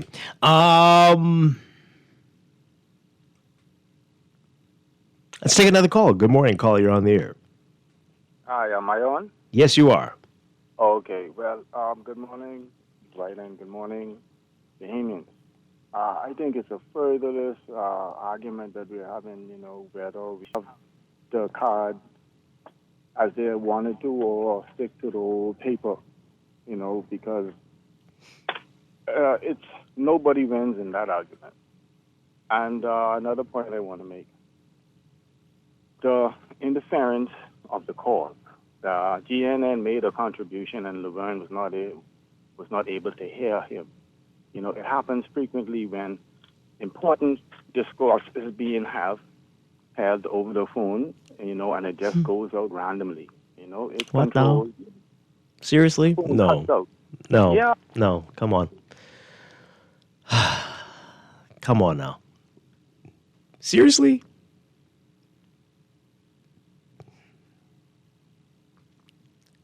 Because Laverne, what's happening? Who are you working for? Why would you not be allowed to hear what GNN was saying? Which agency are you representing, and vice versa? Anyway, okay. Let's take one more. I don't even have the energy. Do we? Kai, caller, you're on the air. Hey, morning, Dwight. How you doing? Well, we'll see. Hey, right on, man. I see you trying to do well, but it is what it is. Yeah, I think that the geometric system is actually a good system. Biometric. The biometric system is actually a good system, right? But the problem is I think that they should have tested first at least a year to 2 years in advance so they'd actually know what they're doing. And second thing is, right, that how much is it going to cost the Bahamian citizens to create these biometric cards? That's my biggest concern. Well, okay. But how you think what do you think? They're going to make you... How will we pay for it? Because, okay, my thing is, I think the system we have now, I think that they should stick with it until they properly test this new system first. Mm-hmm. Because, you know, whoever loses the fraud in any event. So I think it's going to be problematic during this voting election if they introduce it now without properly testing it. So, that's okay. just my opinion. So let's just say they do that, and then they finally implement it in 2028, and for the next election, will they still blame it on the biometric cards? Or Well, of course, because, you know, we blame our losses on everything. Right. All right. Thank you very much. Appreciate it. Well, I think we should throw the cell phones away. I think we should just go back. What do you think? Landlines? Everybody go down to BTC to make a call? Because the pass is wonderful. I have a headache. I think that's it? Yeah, it's you. I don't know. You think the people who want to run for office, do you think they listen to talk shows to hear what they're going to have to deal with? And they still think, yeah, I want to do this. I want to. This you cannot win, even if you do win. You can't win. You can't win. Let's go to the break. This is Morning Blend on Guardian Radio 96.9. We'll be back.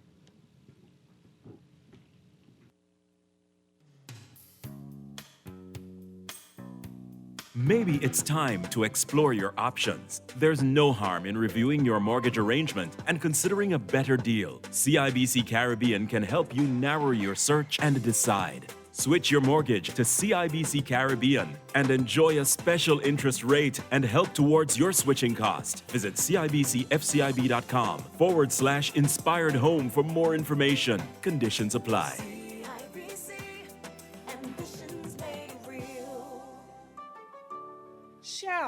Shell, you home? My gas just going out. Let me that small barbecue tank you have. I barbecue tank from Caribbean Gas. They just got a new shipment of tanks of all sizes. Now you know they always have the best prices. Call them, Caribbean Gas, 361-6007 or 552-9597. You want to use my phone? Here, call them now. Nassau, it's that time again! The Ministry of Tourism, Investment and Aviation presents Bahamas Gourmet Summer 2025. And it all goes down Friday, July 25th on Bay Street. All roads lead downtown Nassau. Friday, July 25th, 12 noon to midnight. Featuring Fanchon, Shine 242, KB, all backed by the Rhythm Band. Also a Chippy Gourmet Rush Out. Friday, July 25th on Bay Street. In the world of business, technology is not a choice, it's a necessity. And for businesses that demand excellence, there's only one choice for unparalleled support and cutting-edge technology. Custom Computers. You have challenges and we have solutions. Computing, networking, storage, and printing for enterprises large and small, aligned with premium brands like HP, Microsoft, Konica Minolta, and more. Get tech done the right way with Custom Computers. Call the know-how. Wendy's and Coca-Cola is giving away up to $25,000 of hot cash this summer. To enter, upgrade any premium combo from 1 through 12 to a medium or a large for your chance to win the grand prize of $10,000. Don't miss your chance to win big this summer. Visit your neighborhood Wendy's, upgrade your favorite lunch combo, and win hot cash. Rules and restrictions apply. Get ready to catch the thrill and win with Shell. Fuel up with $20 or more and unlock your shot at unforgettable prizes. We're talking regatta trips to Exuma and Harbor Island. Free fuel, grocery vouchers, water park passes, and more. Just snap your receipt and WhatsApp it to us at 242-422-0271. The vibes are high, the prizes are hot, and the summer is yours to win with Shell. Only at participating Shell stations in Nassau. Now through August 22nd. Terms and conditions apply. Don't shop at Sherwin-Williams then. Don't get the best service in the Bahamas then. The love is really, really strong in Sherwin-Williams. We don't just sell paint. We service you with a smile, good hearts, mind, soul, and body. And we love our customers as much as we love ourselves. Yes. Real talk. I'm not just saying this Real talk. to impress myself. We love to go beyond with customer service. So they feel delighted to come in Sherwin-Williams because they know I can either see Dee Dee, or I can see Shelly, or one of our other wonderful staff members. We treat our customers with the respect of companies they could choose to go to. No, baby. If they go to some other paint companies, so I gonna get this little thing at the end of the week. We want to make sure you get that little ting, Shelley. Come visit Shelley and Dee Dee at Sherwin-Williams Bahamas, and you'll surely find colour in every day.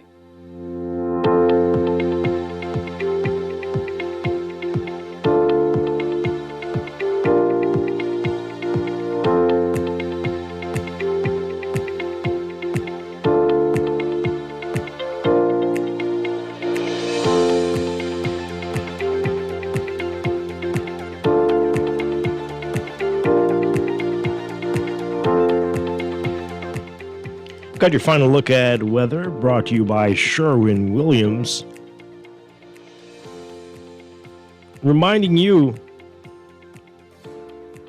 that if your wall's giving major L, time to fix that. Add your nearest Sherwin-Williams paint store. They've got vibrant colors delivered with professional vibes. Done listening will start glistening with Sherwin-Williams paints. In your weather for today, we are reminding you about the near gale warning in effect for Inagua and its nearby waters and the Windward Passage in the southeast Bahamas. That's in effect until 8 a.m. Friday. Occasional frequent wind gusts to near gale are possible in these areas. Boaters and mariners are strongly urged to remain in port until that time. We've also got a trough of low pressure drifting westwards across the northern Bahamas. That system is going to generate unsettled weather across the north, including the Great Bahama Bank. And the shifting high pressure system is generating a moderate breeze in the northern islands, increasing to strong with gusts to near gale force. And that's what's affecting the Inaguas as well. Moderate to rough seas prevail throughout the country, strongest in the southeast Bahamas and along Atlantic exposures.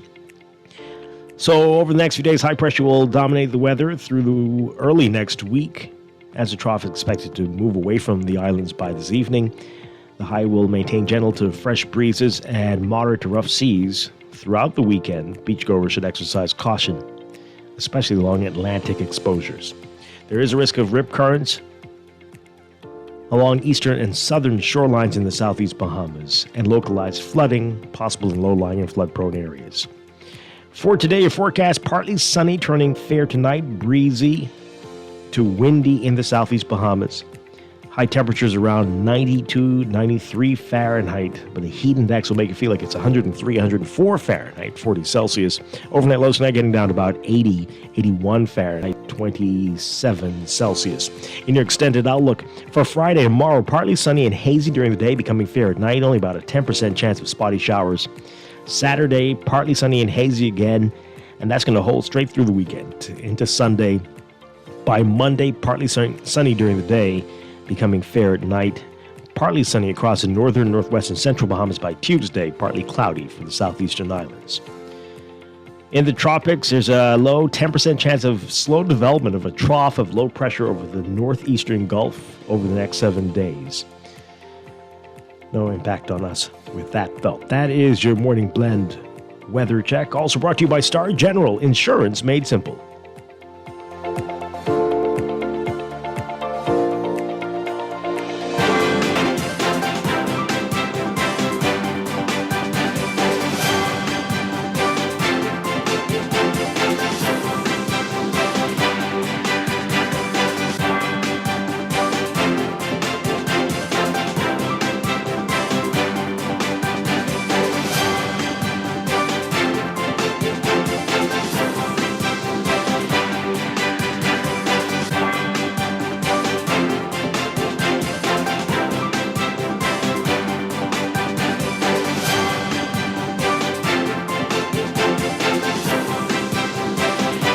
And we've got to look at your traffic for this morning, brought to you by RBC.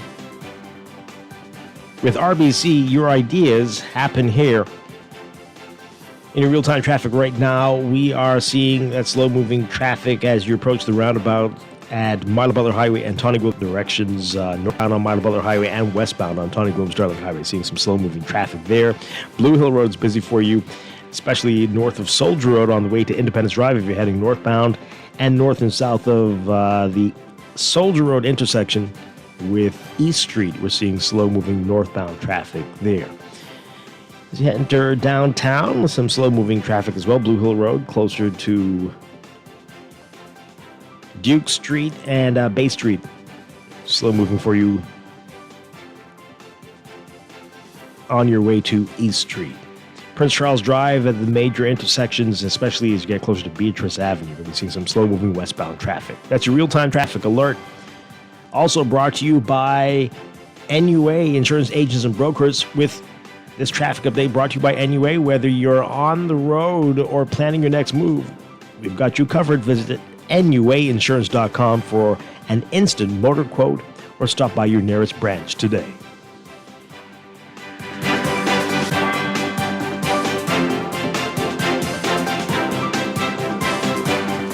is Guardian Radio 96.9 FM. Fresh news, smart talk, all day.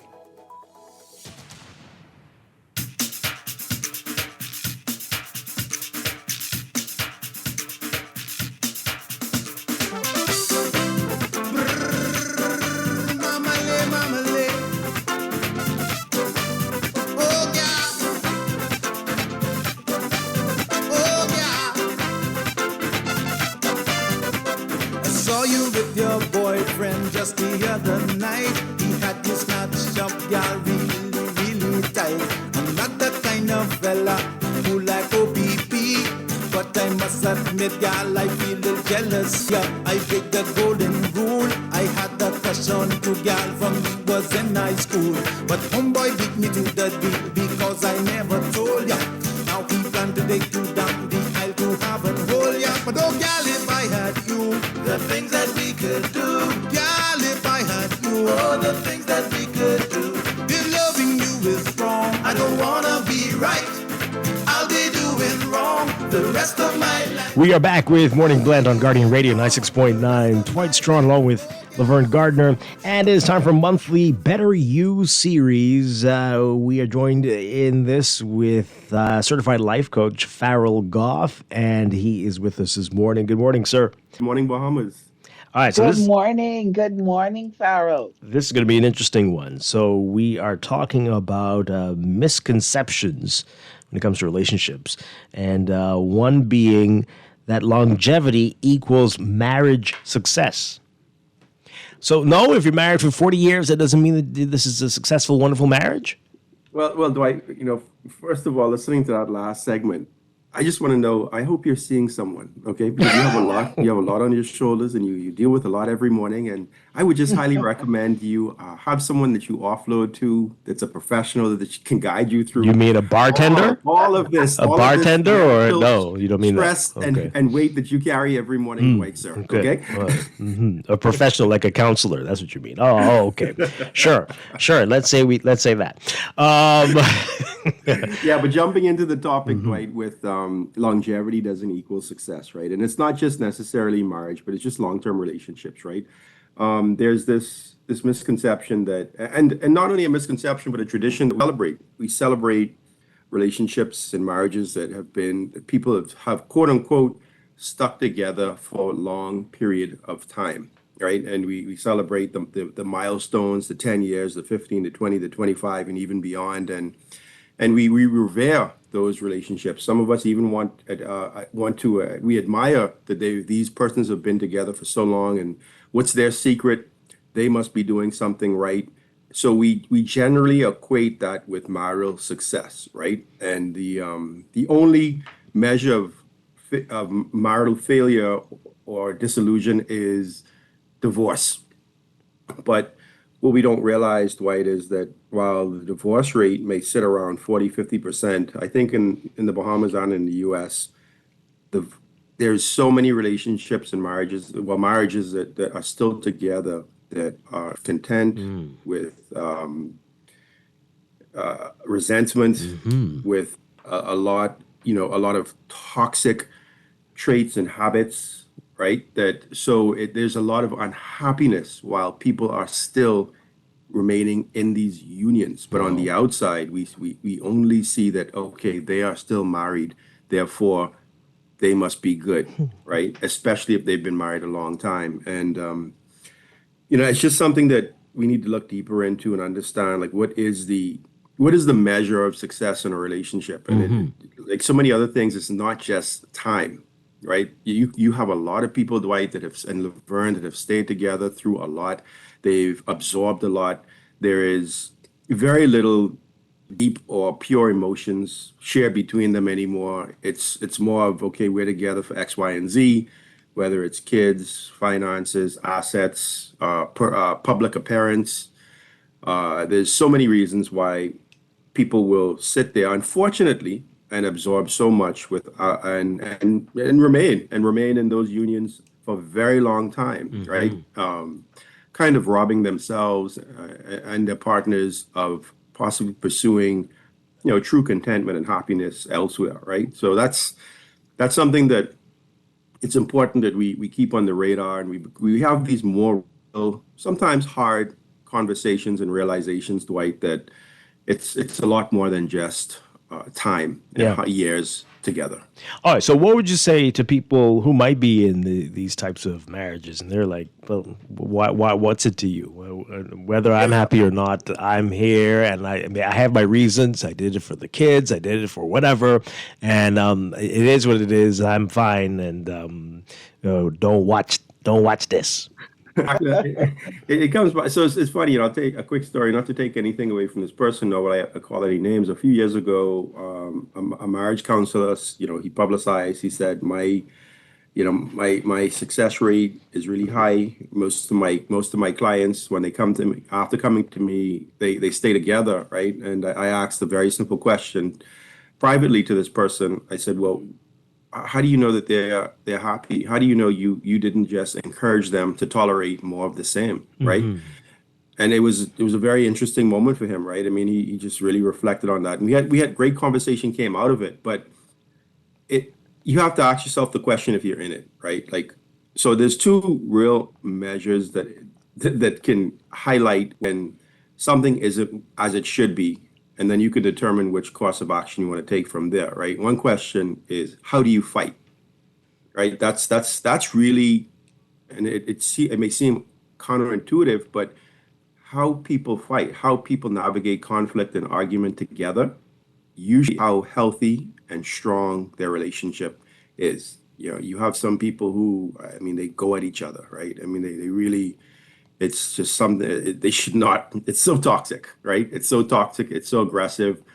Sometimes it's borderline violent, and sometimes it is, right? Mm. And they simply cannot navigate conflict together. That's a sign that this no longer like serves us well, or the environment, right? And another very difficult question, Dwight, that a lot of persons may have a hard time reflecting on is, if you did not have the kids, would you still be together with this person? Yeah. That's a very reflective question. It's not to judge or approach anyone harshly. It's just a very honest question that folks can ask themselves. And I'm not saying based on the answer you need to I think it's really around, okay, is this relationship valuable enough to me that if I do realize that, if I do really be honest with myself and accept that this is no longer serving me well, is it valuable enough that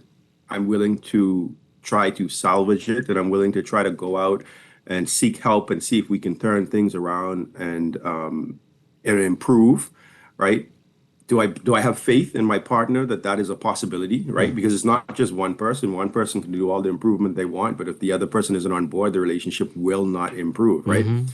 So it's, you have to ask yourself, or do I have the wherewithal to step out, right? Sometimes age is an issue, right? You have persons 50, 55, 60, every day waking up and realizing this relationship doesn't serve me, but what are the alternatives? Right. Do I want to be alone? Do I really want to go out there and go on the apps, or do I, what are my options at this point in my life? Therefore, comfort zones are serious, right? I it's best I just stay in my comfort and just ride this one out, right? Even though it's just not the best place for me. So there's a lot of variables to it, right? Mm-hmm. But the success of a relationship and the healthiness of a relationship, there's some measures that, and sometimes, like I said, they're very difficult to reflect on for people. Yeah. We got a caller. We're going to get to the caller in a second, but I want to ask you. So I'm sure we like this, where they're married couples. They are together, but they are living very separate lives. The only thing they have in common is living under that roof, maybe. But they're all doing their own thing. They barely are seen at the same events. You're not arguing all the time. You're not fighting, but you are only together in name. If that is what you have to do to maintain this marriage, what's your view on that? Yeah, and it's true. At that point, Dwight, both persons have pretty much emotionally checked out, right? That they're no longer vested in that union together. like you said, they just occupy the same space, but they're living their own lives, right? The question they need to ask themselves is why, right? Like sit down at a table across from each other and say, why are we doing this? I mean, is it for, like I said, public appearance, right? Which is huge, particularly in more traditional countries like the Bahamas. You want people to think that everything is okay. I don't want to disappoint my parents. I don't want to disappoint my friends, my church, my family, right? I'm a public figure. I need people to think that I've got my life together. So you ain't going nowhere and I ain't going nowhere. We can deal with this, right? It's but you have to ask yourself the question. Still makes sense, right? Do we feel like there's something better out there for us? And I'm telling you, a lot of people will go through this exercise and still remain as is, Dwight, right? But there are conversations you can now have that where you can customize the relationship that you're in. You don't have to stick to the traditional, limitations or whatever it may be of quote unquote traditional marriage. Right. You have people who reinvent. They create their own terms within their union. That's nobody else's business, believe it or not, right? That's up to them. That you can find space and leverage within your union, right? If you come together as mature adults and talk about it and redefine the scope of your relationship with this person at any time, right? As long as it's agreed and it's done in a healthy way, you can adjust, opposed to trying to force yourself to remain within the traditional confines and parameters of a traditional country. Yeah. We're talking with certified life coach Farrell Goff. It's our Better You series, talking about relationship misconceptions like longevity equals marriage success. We're going to go to news in a second, but let's take this call before we do that. Good morning, caller. You're on the air. Are you there? Gone already. Wow. Okay. Call us back after the break. We'll take more calls when we get back. This is Morning Blend. Stay with us here on Guardian Radio 96.9. To your door, we'll never disappear. I've seen that road before. As a local Bahamian bank, we believe that Bahamian businesses are the backbone of our society. At Fidelity, we proudly fuel the dreams of our local entrepreneurs looking to expand. Ready to grow your business? Apply for a Fidelity commercial loan today. Call 356-7764. Fidelity, we're for you.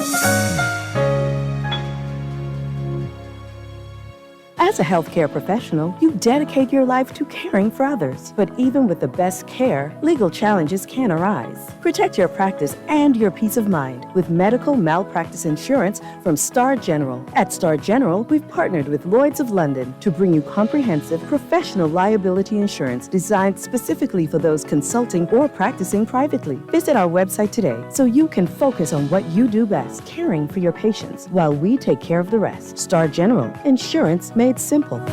With RBC, your idea of loving every journey happens now. Free up cash with affordable auto financing from RBC. With competitive rates and no bank fees, it's the perfect time to make every journey something special. Apply now to pre-qualify in 60 seconds at rbc.com/auto loan confidence. Conditions apply. RBC, your idea of loving your journey happens here. This is Guardian Radio 96.9 FM, streaming on GuardianTalkRadio.com and the Guardian Radio app, Nassau, Bahamas. No one likes a fender bender. Oh, man. From a little scratch to a full mashup, NUA Insurance has got you covered with auto insurance tailored to fit your needs and budget. For affordable rates with free on-site accident assistance. Visit us online or in branch and just ask us. NUA Insurance. Ask us because we've got you covered. Screws and Fasteners World, Balfour Avenue and Palm Beach Street, has those hard-to-find fasteners for you right now. You can find stainless steel regular hex, carriage bolts, galvanized bolts, threaded rods, nails, self-tap screws, sex bolts, anchor bolts, turnbuckles, masonry tools, hand tools, and weed whacker strings. Check out the rope selection and car body fasteners too. Special orders are welcome. It's your #1 fastener store. Screws and Fasteners World, Balfour Avenue and Palm Beach Streets. Call 326-1976. Can you see me? I might be bruised, frequently absent, depressed, and even distracted. Can you see me? I might be branded with tattoos, over-sexualized, and controlled by a person that is older than me. Can you see me? I might always have a bodyguard, fearful, and never have access to my identification card. Can you see me? I might always sound scripted or rehearsed, and I wrote this verse so that you would be able to see me. If you think someone is a victim of trafficking in persons, call police emergency contact at 919 or Crime Stoppers at 328-8477. This message is being brought to you by the Ministry of National Security.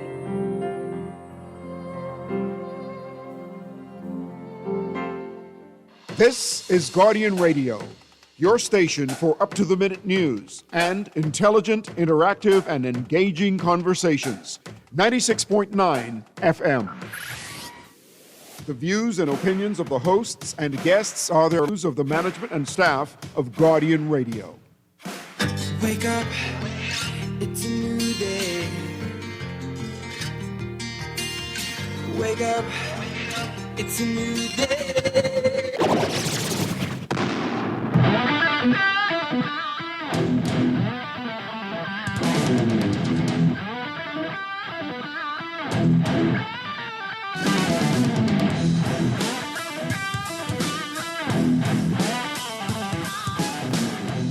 Good morning. Welcome to Morning Blend Business on this Thursday, July 24th, 2025. Welcome back to our Morning Blend listeners. In a few minutes, we're going to be talking about the National Youth Guard, their recruitment pop-up this Saturday. We'll get details about that. We are continuing with our Better You series, though. And today we're talking about relationships and misconceptions, including that longevity equals marriage success. You can call in.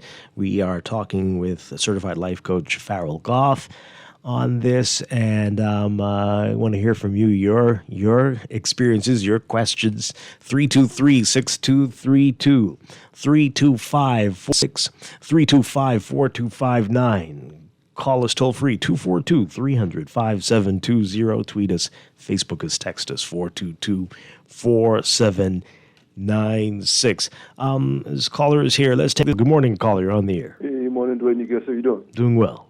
Yeah, I love this topic, right? Much needed topic right now, right? I think one thing we need is boundaries.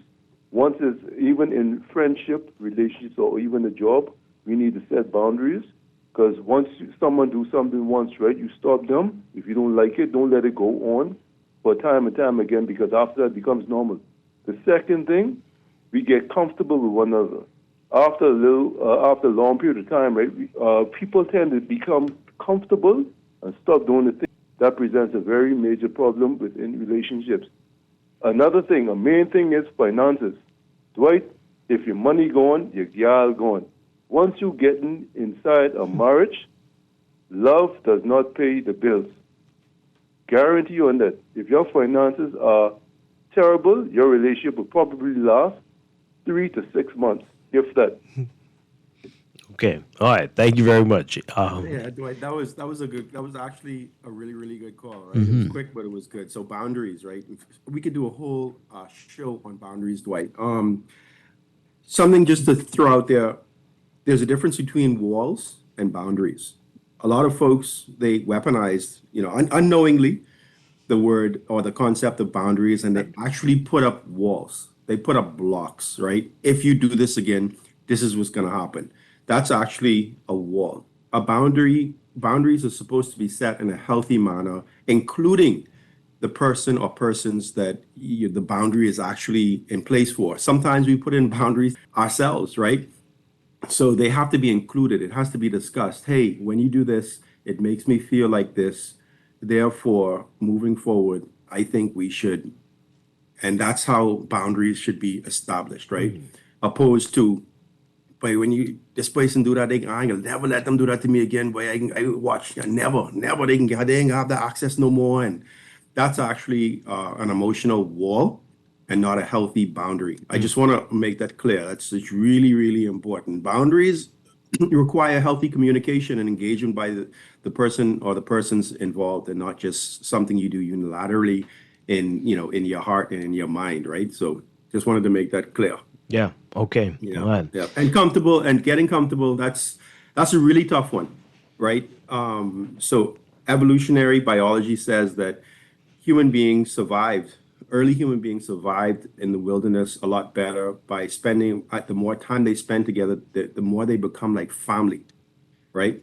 So you protect each other in that familiar way, right? Opposed to a relationship or intimate connection. If you're not careful, that will naturally happen amongst human beings that spend time together, even if it's your love partner. So you have to be deliberate about keeping that intimacy and that love alive by what you do, date nights, keeping the romance alive, uh, going on trips that focus around love and that part of relationships, right? It's not just physical, it's emotional. The physical follows the emotion, Yeah. right? So that's something that you have to be very deliberate about, Dwight, because when you talk about years, 5, 10, 15, 20 years, it is absolutely so easy for people, even the best intentioned people, to fall into that familiar, comfortable space, Yeah. right? When everything on the outside looks so much more enticing, so much more engaging. When I come home, this is the same person I've been seeing for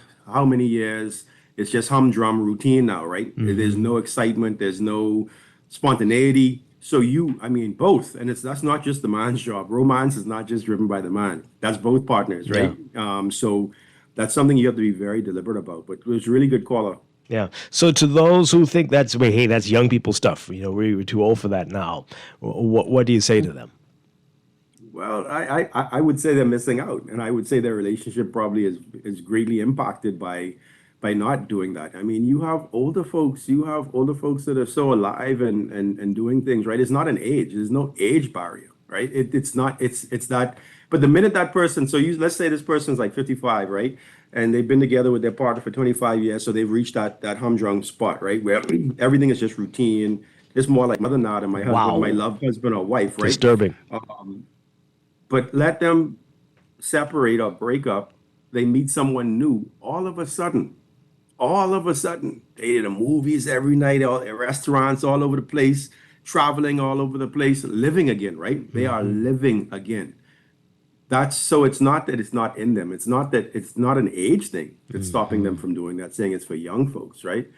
It's just that unfortunately that heavy cloud of familiarity has set in, and it blocks them from seeing the opportunities right in front of them with the person right in front of them who they should be doing it with. So it is literally just a matter of challenging your comfort zones, Dwight, and having and just being very deliberate and saying, baby, you know what? Let's go here tomorrow night.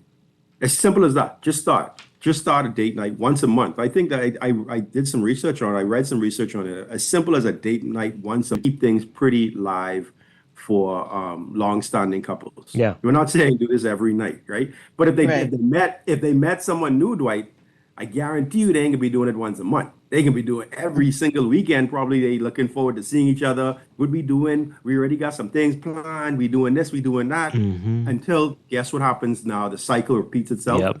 And 6 months later, they right back falling into that comfort zone of familiarity, and it starts all over again. If you're not very, very deliberate about it. Yeah. Yeah.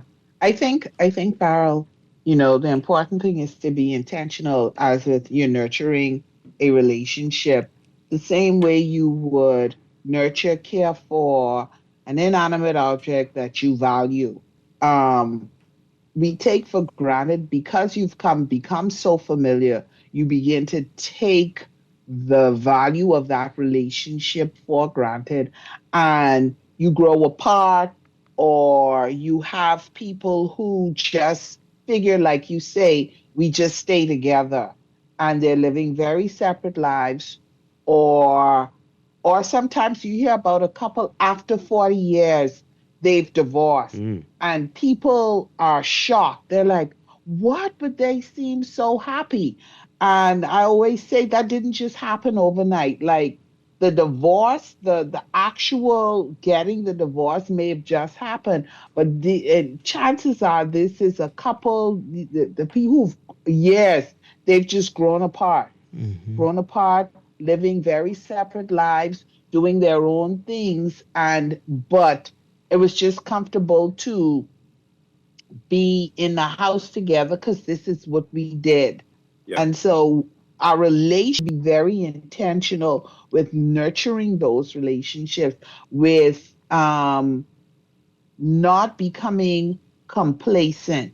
When we became empty nesters, because I'm one of those who's been married for 3 decades plus one. My goodness. When we became empty nesters, we um intentionally, we did some things very intentionally to make sure that we stayed connected, reconnected. So we would go for drives where we just laughed, talked, reconnected, so that we continue to see each other as partners, as the people that we loved, and not just the role of mom and dad, but still husband and wife, and making those connections. But Laverne, And it's not easy. I will, and you guys had the opportunity to do that because guess what? You actually still liked each other.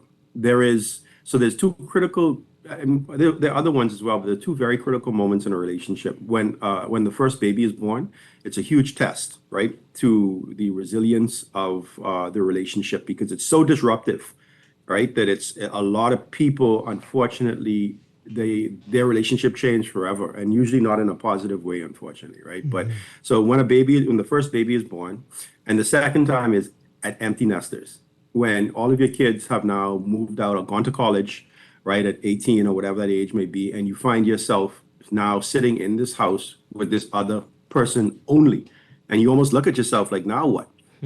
That is the point where a lot of people actually separate, and it's not Yeah. dramatic, it's not emotional, right? This isn't working for me anymore. I did it for the kids. I don't hate you, but guess what? I'm Right. done. I'm done. I'm tapping out, right? So, but in your case, Laverne, you guys were fortunate enough to have retained enough actual feelings for each other that you were able to build on that when you sat there and finally looked at each other for the first time, be like, wow, it's nobody else but us. What next? Right? So that's good. That's a good thing on your part and your partner's part that you were able to maintain that. But I'm telling you, a lot of people look at each other and they say, guess what? Either I'm out, or guess what? Some serious things could change now. We could stay here, but I live in this. Yeah, it's I going to live be in this different. charade. I live in this Yeah, charade no more. The kid's gone. for sure. Yeah. For sure. So it's a very critical point. So it's interesting that you mentioned the empty Yeah. nesters. Yeah. And I think that's one of the things that I always cringe when I hear people say, well, we're going to stay together for the kids. Like and you make those decisions however you make those decisions, but when you remove that, where do you go from there? And even when you say you're going to stay together for the kids, because children, as they grow, they become very, what impact is that really having? Yeah, absolutely. And as you say, in those quiet moments when it's just the two of you, do you even know each other anymore? Recognize, right. Yeah. Not only that, but like to Farrell's point, do you even Do you like like? each other? Yep. You sitting there going, I really don't like this person. I really don't. Now that the layers have been peeled back and Yeah. the kids are gone, right? But Laverne, research has showed that you actually should not stay together for the kids. I know, again, so for some people that may again seem counterintuitive. What do you mean we shouldn't? I mean, we brought them into the world as our responsibility. As long as we could be civil to each other, we could get through this. And then when the kids are gone, we can decide some things. But you don't realize we think our kids don't see us. Our kids, they more than see us. They feel us. They can feel the emotions. They can feel the energy in the house. And then what are we teaching them, right? To stay together, even if you're not happy, if something isn't pleasing to you anymore, if something isn't serving you well, you stick through it. You just shut your mouth and stay there and just go through it all. So there's a lot of research around that people should move on, but focus on being healthy co-parents, right? Then there's a new form of relationship that takes precedence, right? And that's co-parenting, opposed to us being trying to do this fake thing in this intimate relationship that no longer exists, right? So that's another hard pill for for folks to swallow that you should not actually stay together for kids. Yeah. Wow. And I think what helpful, sorry, Dwight, I Mhm. just wanted to say this. If you find yourself in that position where you're thinking or you're seeing that together for the sake of the kids, because, to keep this unit together, be brave enough one day to have a very honest conversation, both you and your partner, with your children, and say to them, tell us honestly. You can say whatever. How do you see mommy and daddy, our relationship? That is an eye opener. Now, gosh. Laverne, now you Oh, get my into something gosh. that we brought up earlier, right? And I think a few earlier segments. Right. So that's blind spot, or that's like real feedback, actual self-aware feedback that feeds into your actual self-awareness. A lot of people, they are not ready for that. A lot That's of people terrifying. can't even ask their partner or their employee, what type of boss am I? Tell me the honest, hard truth, right? So I'm telling you, we're so far beyond parents asking their children, let's sit down and please be honest with me. Tell me, how do you see us? And unfortunately, Laverne, those relationships have been so influenced by power structures, right? Parent over child, that child will probably never, ever be honest because out of that's fear. hard. Did So you even do then, that, Laverne? They won't. You've done that? Pardon me? They don't know when they can get backhand slap or somehow the parent is going to make them punish them for it down the road. So they're more, everything is fine, mommy. Everything is fine, daddy. Yeah. We okay.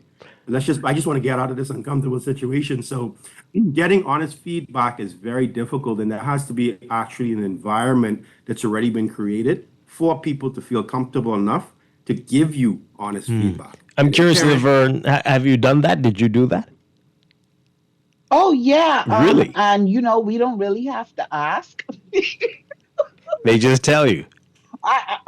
Our children are such that, and of course, I'm not saying that they tell us everything, but they will say, like, they will pull our card, they will call you out, Wow. Okay. and honestly, it's hard to hear. Whatever the conversation is, it's hard to hear, but it allows you, it forces you to think, and you sometimes to adjust and make changes, And to because like reflect. Farrell say, they see you. They see They, you. they see your blind spots. We all have Mhm. blind spots, right? And the best of us. But Laverne, the fact that, so remember when we were younger, we could never do that. You know what that was called? You know what your kids, so your kids being able to be honest with you, and as long as they do it respectfully, but if they're honest with you, that's called back talking. That's called Yeah. talking out of your place. That's called, you don't know you're a Charlie. I'm an adult. Yeah. Don't you don't talk to adults like that. Right. Okay. So that used to be shut down tremendously. Right. Sometimes it led to being beaten or whatever, or chastised by your parents back in the day. So, but we are seeing some changes. I don't even know if changes. adult children would feel comfortable with a question like that. Agreed. Right? It's difficult because Yeah. because the preceding environment, Dwight, was not healthy to begin Yeah. with, or safe. All right. People need to feel safe to give honest feedback. So we have a couple minutes left. I want to take this call, and we have one text message, or a couple text messages. One I'm not going to read because it's ridiculous. But anyway, let's take this one here. Good morning. You're on the air. Good morning, Dwight. And I guess I forgot to mention one thing. Response types. Us in the Bahamas, right, is 3 sets of responses you could give in a situation or a relationship. Emotional response, which is actually the worst response in the history of mankind ever to give. Anytime, an educational response, or simply not respond at all. Us Bahamians, we have a habit, a very bad habit, of giving emotional responses to every single situation. I'll give you a prime example. If you go tonight, right, and you come home, well, first thing your woman would ask you, where you been? Where you been? Then you would turn out and give an emotional response, because then she all up in your face, right? Oh, who you think you talking to? Da, da, da, da. Now is an emotional response, what turns out to be, most of the time, in the police station. Sometimes you give an educational response, or simply don't respond at all to a situation. Okay, by saying beforehand where you were going, right? And but anyway, It's not only behavior. Break it up a little bit, Farrell. Maybe that's the conspiracy. Yeah, You're Griffin. saying something important that we're not supposed to hear. apparently. Go on. I think. Caribbeans in general. People are generally very emotional, right? So, all right, we're losing your emotional connection. regulation is really what the caller is talking about. All right, so really quickly, this is a whole other show, but we've got about a minute left. This texter, our friend Laverne, you know who this is. Oh, boy. Research shows that the majority of divorces are initiated by women. Around 70%, according to various studies. Marriage was traditionally intended to be a lifelong commitment, as reflected in the vows till death do us part. In past generations, couples worked through their issues and stayed together. What we're seeing now, though, is driven by modern feminist ideals, isn't necessarily progress. It's leading to the breakdown of family structures and long-term commitment. Yeah, Dwight, am I there? Yeah, we can hear you. Mm-hmm. Yeah. So that, what for a long time, the structure, the power structure of the world has been male dominant, thousands of years, and nothing has changed. It's still very male dominant, right? Don't get it twisted. But things are progressive countries, and people are trying to balance that out. And what we see, women in the past have had to sit small, keep their mouths shut, and just take a lot from their partner because of their financial reality. They couldn't go out there and earn for themselves, and they absolutely couldn't take care of themselves and their kids. So what's the alternative? They had to put up with a lot. But we do now see women being more decision makers. They're not necessarily initiators. They're now a part of the conversation around, is this relationship for me? Is this marriage for me? Do I want to have kids? Do I want to even get married? So we're seeing that decision now being influenced a lot by women, but men still have tremendous influence as well. So I don't think we can quite pull the victim's card yet as males. I think we still run the world, but I'm pleased. I'm personally pleased to see women having now more ability to decide their fate and what their futures look like relative to relationship, money, and children. Yeah. All right. Final words, Farrell. You got 30 seconds for folks who are probably going to sit down and say, wait a minute, what I'm in this for? It's been 20, 30, 40 years, and I'm not really happy. What would you say to them? Yeah, like singlehood, people approach with fear anymore, right? There's a lot of happiness and contentment that can come out of life, whether in a relationship or not. So reflect on it. I'm not saying change things overnight and turn things upside down, but definitely reflect on it and know that this life is short. We have one shot at it. So you don't always have to put yourself second, third, or fourth. You can put yourself first in a healthy way. And if you need to move on, just have the courage. And if you need, someone to assist you doing that, a lot of people, they consult professionals to help them through these transitions in life. Reach out to a professional. But you're not necessarily endorsing divorce or anything. No, I'm saying I'm endorsing people being honest about themselves and the life that they really want to live, and letting them know it's never too late, right, to start that. And it could be a good thing for you, your kids, your partner as well, believe it or not. But that's something that everybody has to personally evaluate for themselves, Dwight. Okay. All right. Farrell Goff, certified life coach, thank you so much. An interesting discussion today. Maybe some people will reflect on where they are in life after this and try to, you and your partner, try to improve and reflect on where you were when you first got together. But thank you for being here. We'll see you soon in another capacity. But thank you very much, Farrell Goff. Appreciate Thank you, Dwight. Thank you, Laverne. All right, we're going to take a break. When we come back, we're talking about the National Youth Guard and their recruitment pop-up in just a couple of days. What do you need to know when we return? This is Morning Blend Business on Guardian Radio 96.9.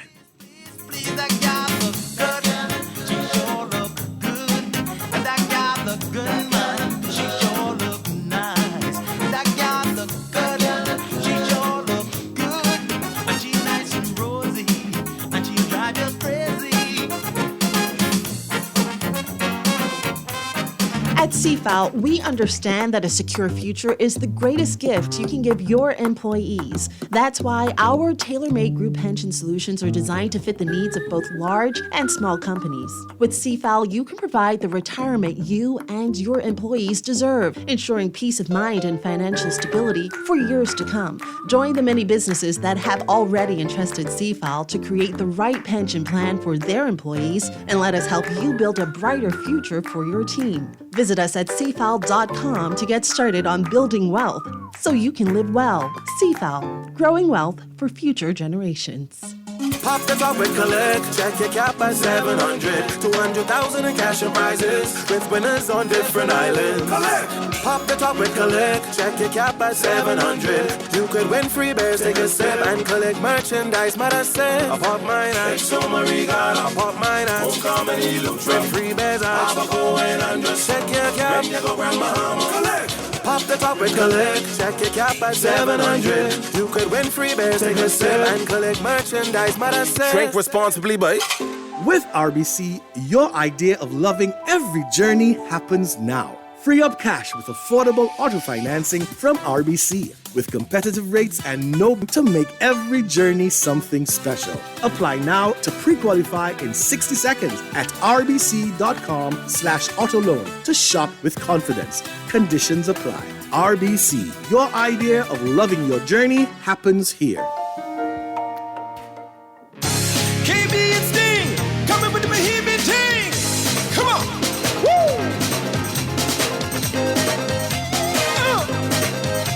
Oh, yeah.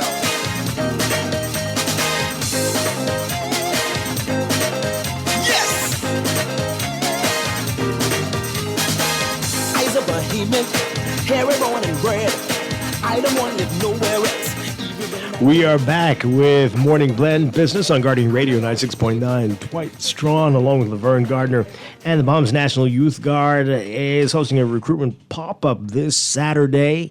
Here to tell us all about it, very pleased to have with us Chief Petty Officer Michael Ring and Chief Petty Officer Kesley Mizik. Great to have you with us. Good morning. Good morning. Good morning. Get a little closer to the mics for us. So you've had the National Youth Guard on before. People should be familiar with it, but for those who might have missed those interviews, remind folks what this is all about. Thank you, sir. Well, the Bahamas National Youth Guard was established to create a core group of young Bahamians with the skills necessary to respond to emergencies or disasters anywhere in the Commonwealth of the Bahamas.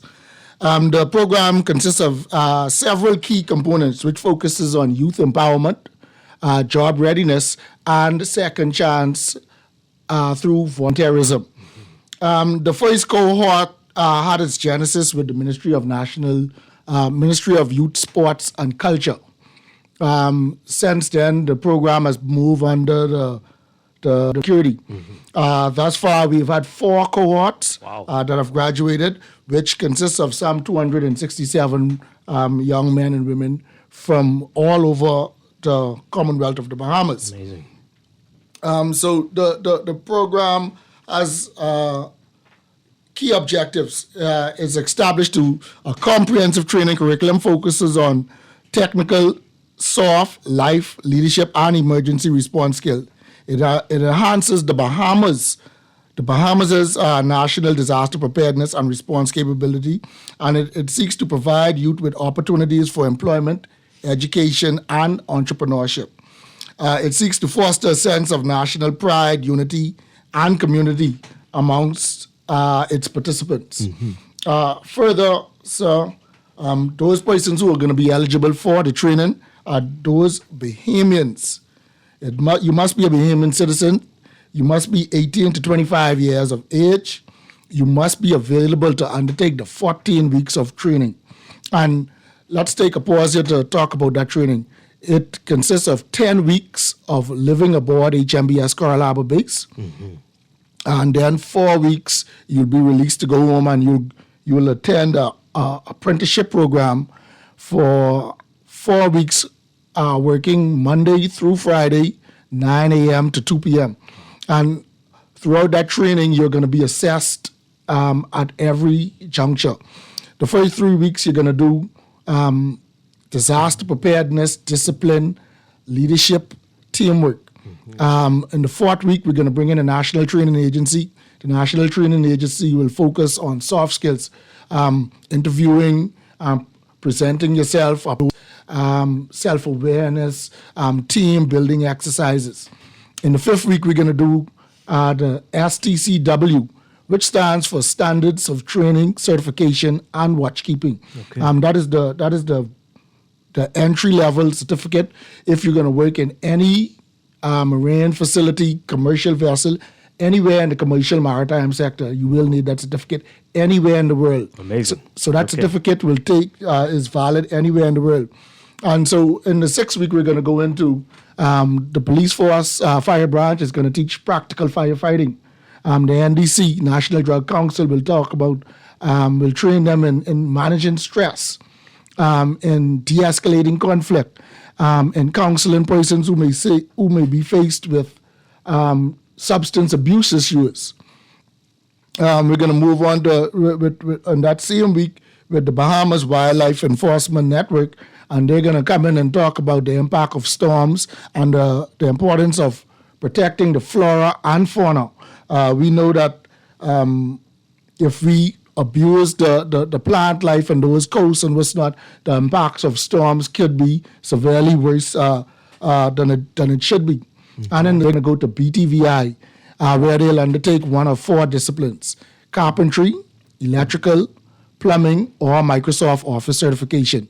In addition to taking one of those 4 disciplines, they're going to do the OSHA, Occupational Safety and Hazard Awareness Training, which is also valid anywhere in the world. Wow. And so it's a comprehensive training program that we have there for them. Once they finish that program, now we want to see what they look like in the work environment, in the corporate world. And so some partners in both the government and the private sector are going to partner with us and take them for those 4 weeks and give us reports on them weekly. Excellent. And so that's the program in a nutshell. Chief Petty Officer Ring will talk about the recruitment. Yeah. Indeed. All right. So before we get to that, I have so many questions based on what you just said. All right. So after these 4 cohorts already, can you say what percentage of the people who've been through are like working now in these fields? Do you have any numbers? We took some numbers. I don't have the percentages in the front of me, but a significant, I would say more than half of them, more than 75% of them have permanent employment. Wow, okay. Indeed. I don't have the numbers in front of me right now, but they are out there, they are working, and they are contributing to society. That's a pretty good percentage. I mean, that's higher than college even, right? So, hey, that's pretty good. Was there like a big change after the move from youth, sports, and culture to national security? Did the program change much? Well, there is a significant change. If you look at the Royal Bank executing the training program now, all of the skills, all of the resources for disaster preparedness training resides there, and so that was the logical choice to move it to the Ministry of National Security. Okay, all right, all right. So Saturday. Yes, Saturday. So we're having our pop-up this Saturday at the Pinewood Park. That's July 26th from 9 to 1 o'clock. All right, we're out there early, and we're not going to be out there too long. We're going to have a nice and short and come back. So if you are serious, you're serious about coming off of mommy's couch, serious about getting that young man or that young lady from just walking up and down the streets, who may have graduated high school and not sure what they want to do, send them our way. We're going to be at Pinewood Park. We're going to be doing interviews right there on the spot. Bring your documents, bring your passports, bring your NIB cards. We ask that you have a Bank of the Bahamas account because that's the only way that they're going to pay you. But even if you don't have the Bank of the Bahamas account, that's something you can get on the back end. So like I said, we just want to make sure that we touch each and every young person that's eligible, 18 to 25, and we just want to get them out there so they can assist the country in rebuilding. In addition to this Saturday, August 26th at the Pinewood Park from 9 to 1, we're also going to be doing a second pop-up. That's going to be August 2nd at the Salem Park in Camp Road. And also on that day, we're going to split our team and also go to the New Way Native Baptist Church, and that's in the Ingliston area. That's Balfour and Charles Vincent Street. And that's going to be right next to the Ingliston constituency office. So we're splitting our efforts to make sure that we touch as many young people. We go into them, in essence. You know, we you can come to us, but if we go to you, they can show you how serious we are. And like I said, the numbers have increased. We're up to 267 cadets, not even cadets, guard. And we want to bring in some more cadets. If you are from the islands, online, and that's at the Bahamas National Youth Guard at rbdf.gov.bs, or you can call 819-1121 and set up some type of arrangement so we can get you in. Our intention is to start August 16th, and that is right here. Okay, yeah. And even though it's right there, we want to try and touch as many young people as possible to get them in so they can get this training. How many people can you get in on this cohort? Well, we want to have as much as possible. So you won't turn people away? We won't say we won't turn people away, but in the event, we're going to take the best candidates for that.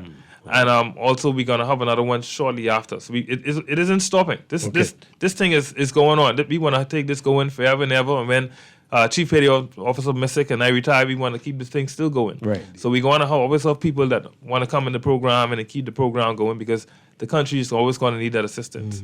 All right? So I wanted to key in on something Chief Petty Officer Ring said. He mentioned the Bank of the Bahamas account. In addition to receiving the training free of charge, all of the tuition is free. All of your uniform needs will be taken care of. All of your meals will be taken care of. All of your transport will be taken care of. If you apply from the family island, we will fly you in. Wow. We will pick you up. In addition to all of that, no cost to you, you will be paid a stipend of $600 per month to undertake the training. Okay. Free money. Free money. Okay. That's excellent. So again, what do you need to bring on Saturday? What do you need to bring? All right, you bring your passport, you bring your national insurance card, you bring your police record if you have one. So we're going to need that police record. National health insurance to show us that you have it. If you don't have it, you can get it on the back end along with that Bank of the Bahamas account. Right. I think that is pretty much it for now. It cannot be a part of this. That shouldn't. I know you said you had to be a Bahamian citizen. What else? Is there Yes, anything? those persons, you must have a clean police record. Right. The Coral Harbor base is a military base. It has some restrictions. And also, those persons who are not mentally or physically able to undertake the training. At this present time, the staff is not equipped to deal with persons who may have those mental or physical issues. So if you are a Bahamian citizen between the ages of 18 to 25, if you have a clean police record, and if you wish to contribute to your community, if you wish to gather skills that may save your life or the life of your neighbors or family in the future, please come down. Those persons in the family island, they can also go to nyg.bahamas.gov.bs. That is nyg.bahamas.gov.bs. And you can upload your application right from there. We'll take you on a Zoom call or a video call, and we'll do your interview over the phone. But get on there quickly. Space is limited, like the chief said. If you want to get into this training evolution, get there quickly. We're going to take the best candidates who came first. So at the recruitment pop-up, you're evaluating people right then and there? On the spot. Okay. Also, if let's say you're taking people with locks, we're taking people if you have your hair plait, you don't have to shave your head like military.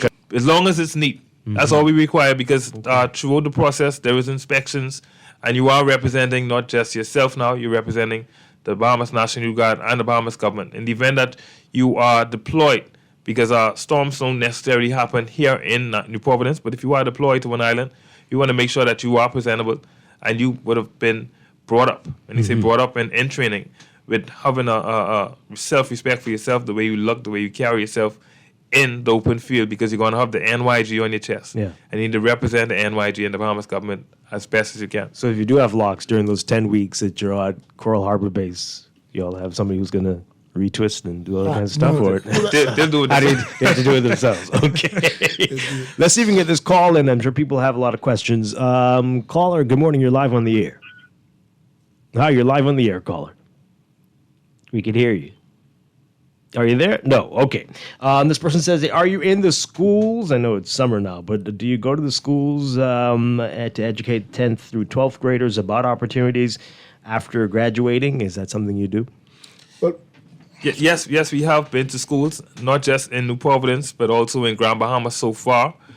We've spoken to 12th graders in particular, because you don't want to target them too far out, but to get them as soon as they would have graduated high school, if it's something they're interested in, especially if they are, a lot of young people graduated at 17, they may be turning 18 very soon, so it's something especially in line for them. We would have conducted interviews this week with some young people. I think one day we had about 6, 7, 18-year-olds.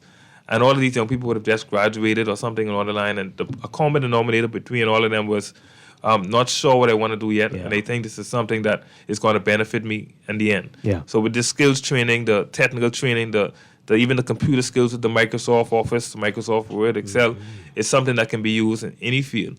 And we tell them, you could be deployed to an island, you can work inside a warehouse. You might not be digging a trench, but you may be the person on the ground that's collecting that data, inputting it, and ensuring that it gets to where it needs to go, to ensure that relief supplies get there in a timely fashion. Texter want to request us to come to their particular school or youth group or event. They can just call 819-1121. Okay. If you want us to come to your school to talk to your kids or your youth group, 819-1121. Okay, and this call here, good morning. Are you there, caller? Morning, Dwight. How are you doing? Doing well. Is Chief Mizik in your company, Dwight? Yes, he's right here. Chief Mizik, good morning, sir. Mandel here. I want to commend you and your team for the stellar work that you have been doing with the National Youth Guard, sir. Dwight, this is a very, very needful program for our young people to engage in. And I think it equips them for not just a life of service, like public service, but equips them for a life of service to themselves so that they don't have to fall through the crack. There are many young people that engage with the program and don't stay in it, but they've been able to grasp the education and the experiences that they've had with persons like Chief Mizik and the Defense Force. And so I want to salute them for taking charge of this program and providing the kind of comprehensive training and discipline that our young people need. This is something that needs to be continued throughout governments in our country. And I just want to thank these guys. They're doing an amazing job with those young people out there. Yeah, thank you very much. Thank you, sir. We appreciate the sentiments. All right, we got about a minute left. This is a lot for some, I'm sure. 14 weeks. What's the success rate? Does everybody finish it, or do you have people who just can't hack it? No, everybody does not finish it. Let me be clear. We do not train them till that we would go for, say, a Defense Force officer or even a ranger. We don't even go that hard, right? But the reality of it, separation away from home, professional obligations, family obligations, sometimes medical concerns come up. And a lot of people just aren't this disciplined. Yeah, exactly. Yeah. And so they voluntarily separate and they make their request to leave, and we allow that because the reality is this is not for everyone. Yeah. Mm-hmm. But it is going to be for a lot of people. Indeed. Indeed. So remind folks what they need to do on Saturday, and if they miss Saturday, what to do in August. Yes, so Saturday the 26th of July, we're going to be at the Pinewood Park from 9 to 1. All right? And we're really pushing this 9 to 1 because we want to get you guys to us as soon as possible and out you on your way so you can enjoy the rest of your day. Mm-hmm. All right? And also, we're going to be at the Salem Park. This is August 2nd. That's Saturday, August 2nd at Salem Park in Kemp Road. And we're splitting our team. We're going to be at the New Way Native Baptist Church. That's Balfour and Charles Vincent Street, right next to the Engliston constituency office. And that is August 2nd.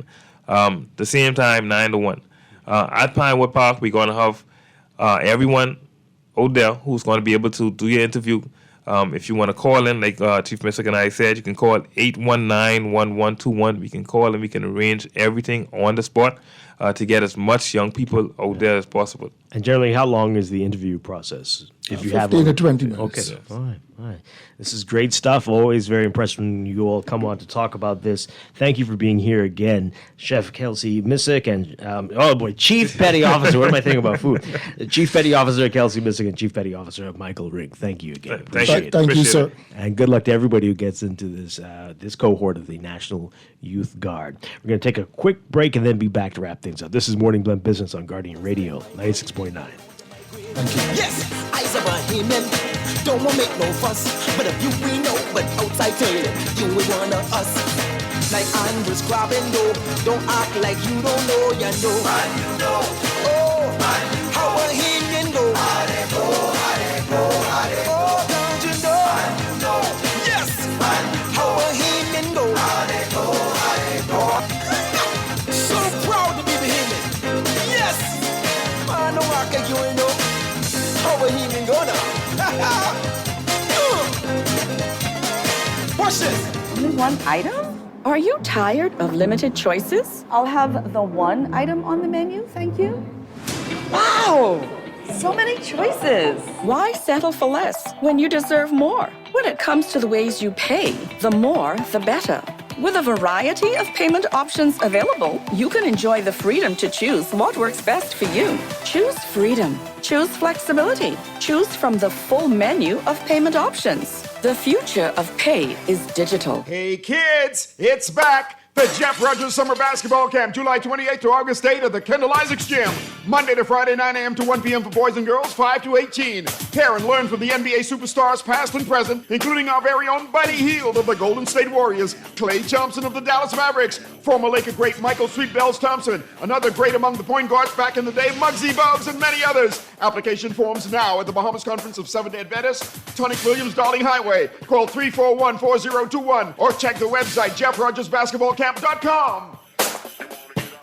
Southwest Plaza has so many stores, I've been trying to find a sensible way to list them all. There's CBS Bahamas, the Ashai Institute, BENC Snack, there the Athlete's Foot, and BTC, Games and more. John Bull, Fine Threads, Alive, Bahari, Dairy Queen, 700 Wines and Spirits, Sandy's, Clarkson, Island Luck, Starbucks, and Lowe's Pharmacy, plus Marco's Pizza and Lorraine. Southwest Plaza, what a wide array of stores. Southwest Plaza, stop by today and explore.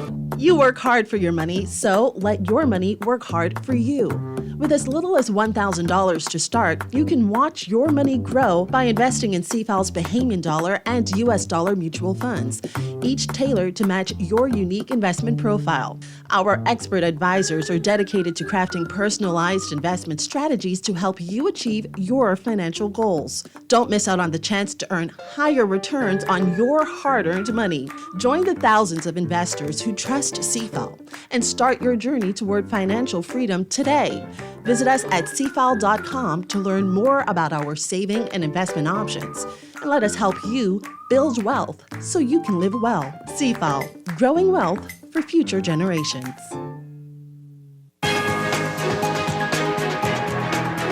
Time for your morning business report brought to Prime Minister Philip Davis in his contribution to Parliament on the Segregated Accounts Companies Bill 2025 said the legislation allows the country to further address the changing reality of financial services and financial services professionals to capture the opportunities in the industry. Davis said that the regional capital is in flux as regulatory reforms reshape Latin America and the Caribbean, and investors and high net worth individuals are seeking solutions that meet their needs. He said it's time for change. It is a time of change, and the Segregated Accounts Companies Bill positions the Bahamas to capture these opportunities. Bahamian filmmakers are hailing the benefits of film production in the Bahamas after filmmaker and actor Tyler Perry's movie Medea's Destination Wedding was successfully shot. Founder of film production company Best Ever Film, Kareem Mortimer, telling the Nassau Guardian that Perry's latest movie and the spin-off benefits are, quote, spectacular achievement. You can read more about all of that in today's Guardian business section. And Suncash is taking the Anglican Diocese school system cashless, starting with St. John's College, ensuring that every student has a digital wallet and all the school's cash outlets have Sand Dollar capability. Suncash's principal and director of business development, Sean Smith, telling Guardian Business that the company has secured the approval of the Anglican Diocese to sign students up for Suncash digital wallets. Suncash already has over 85,000 users in the system and is now taking its digital wallet infrastructure to the next generation of Bahamians. That's your morning business report brought to you by CFAL, growing wealth for future generations.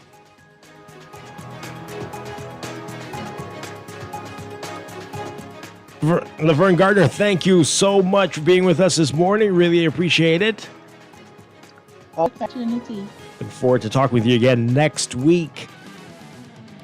Yes.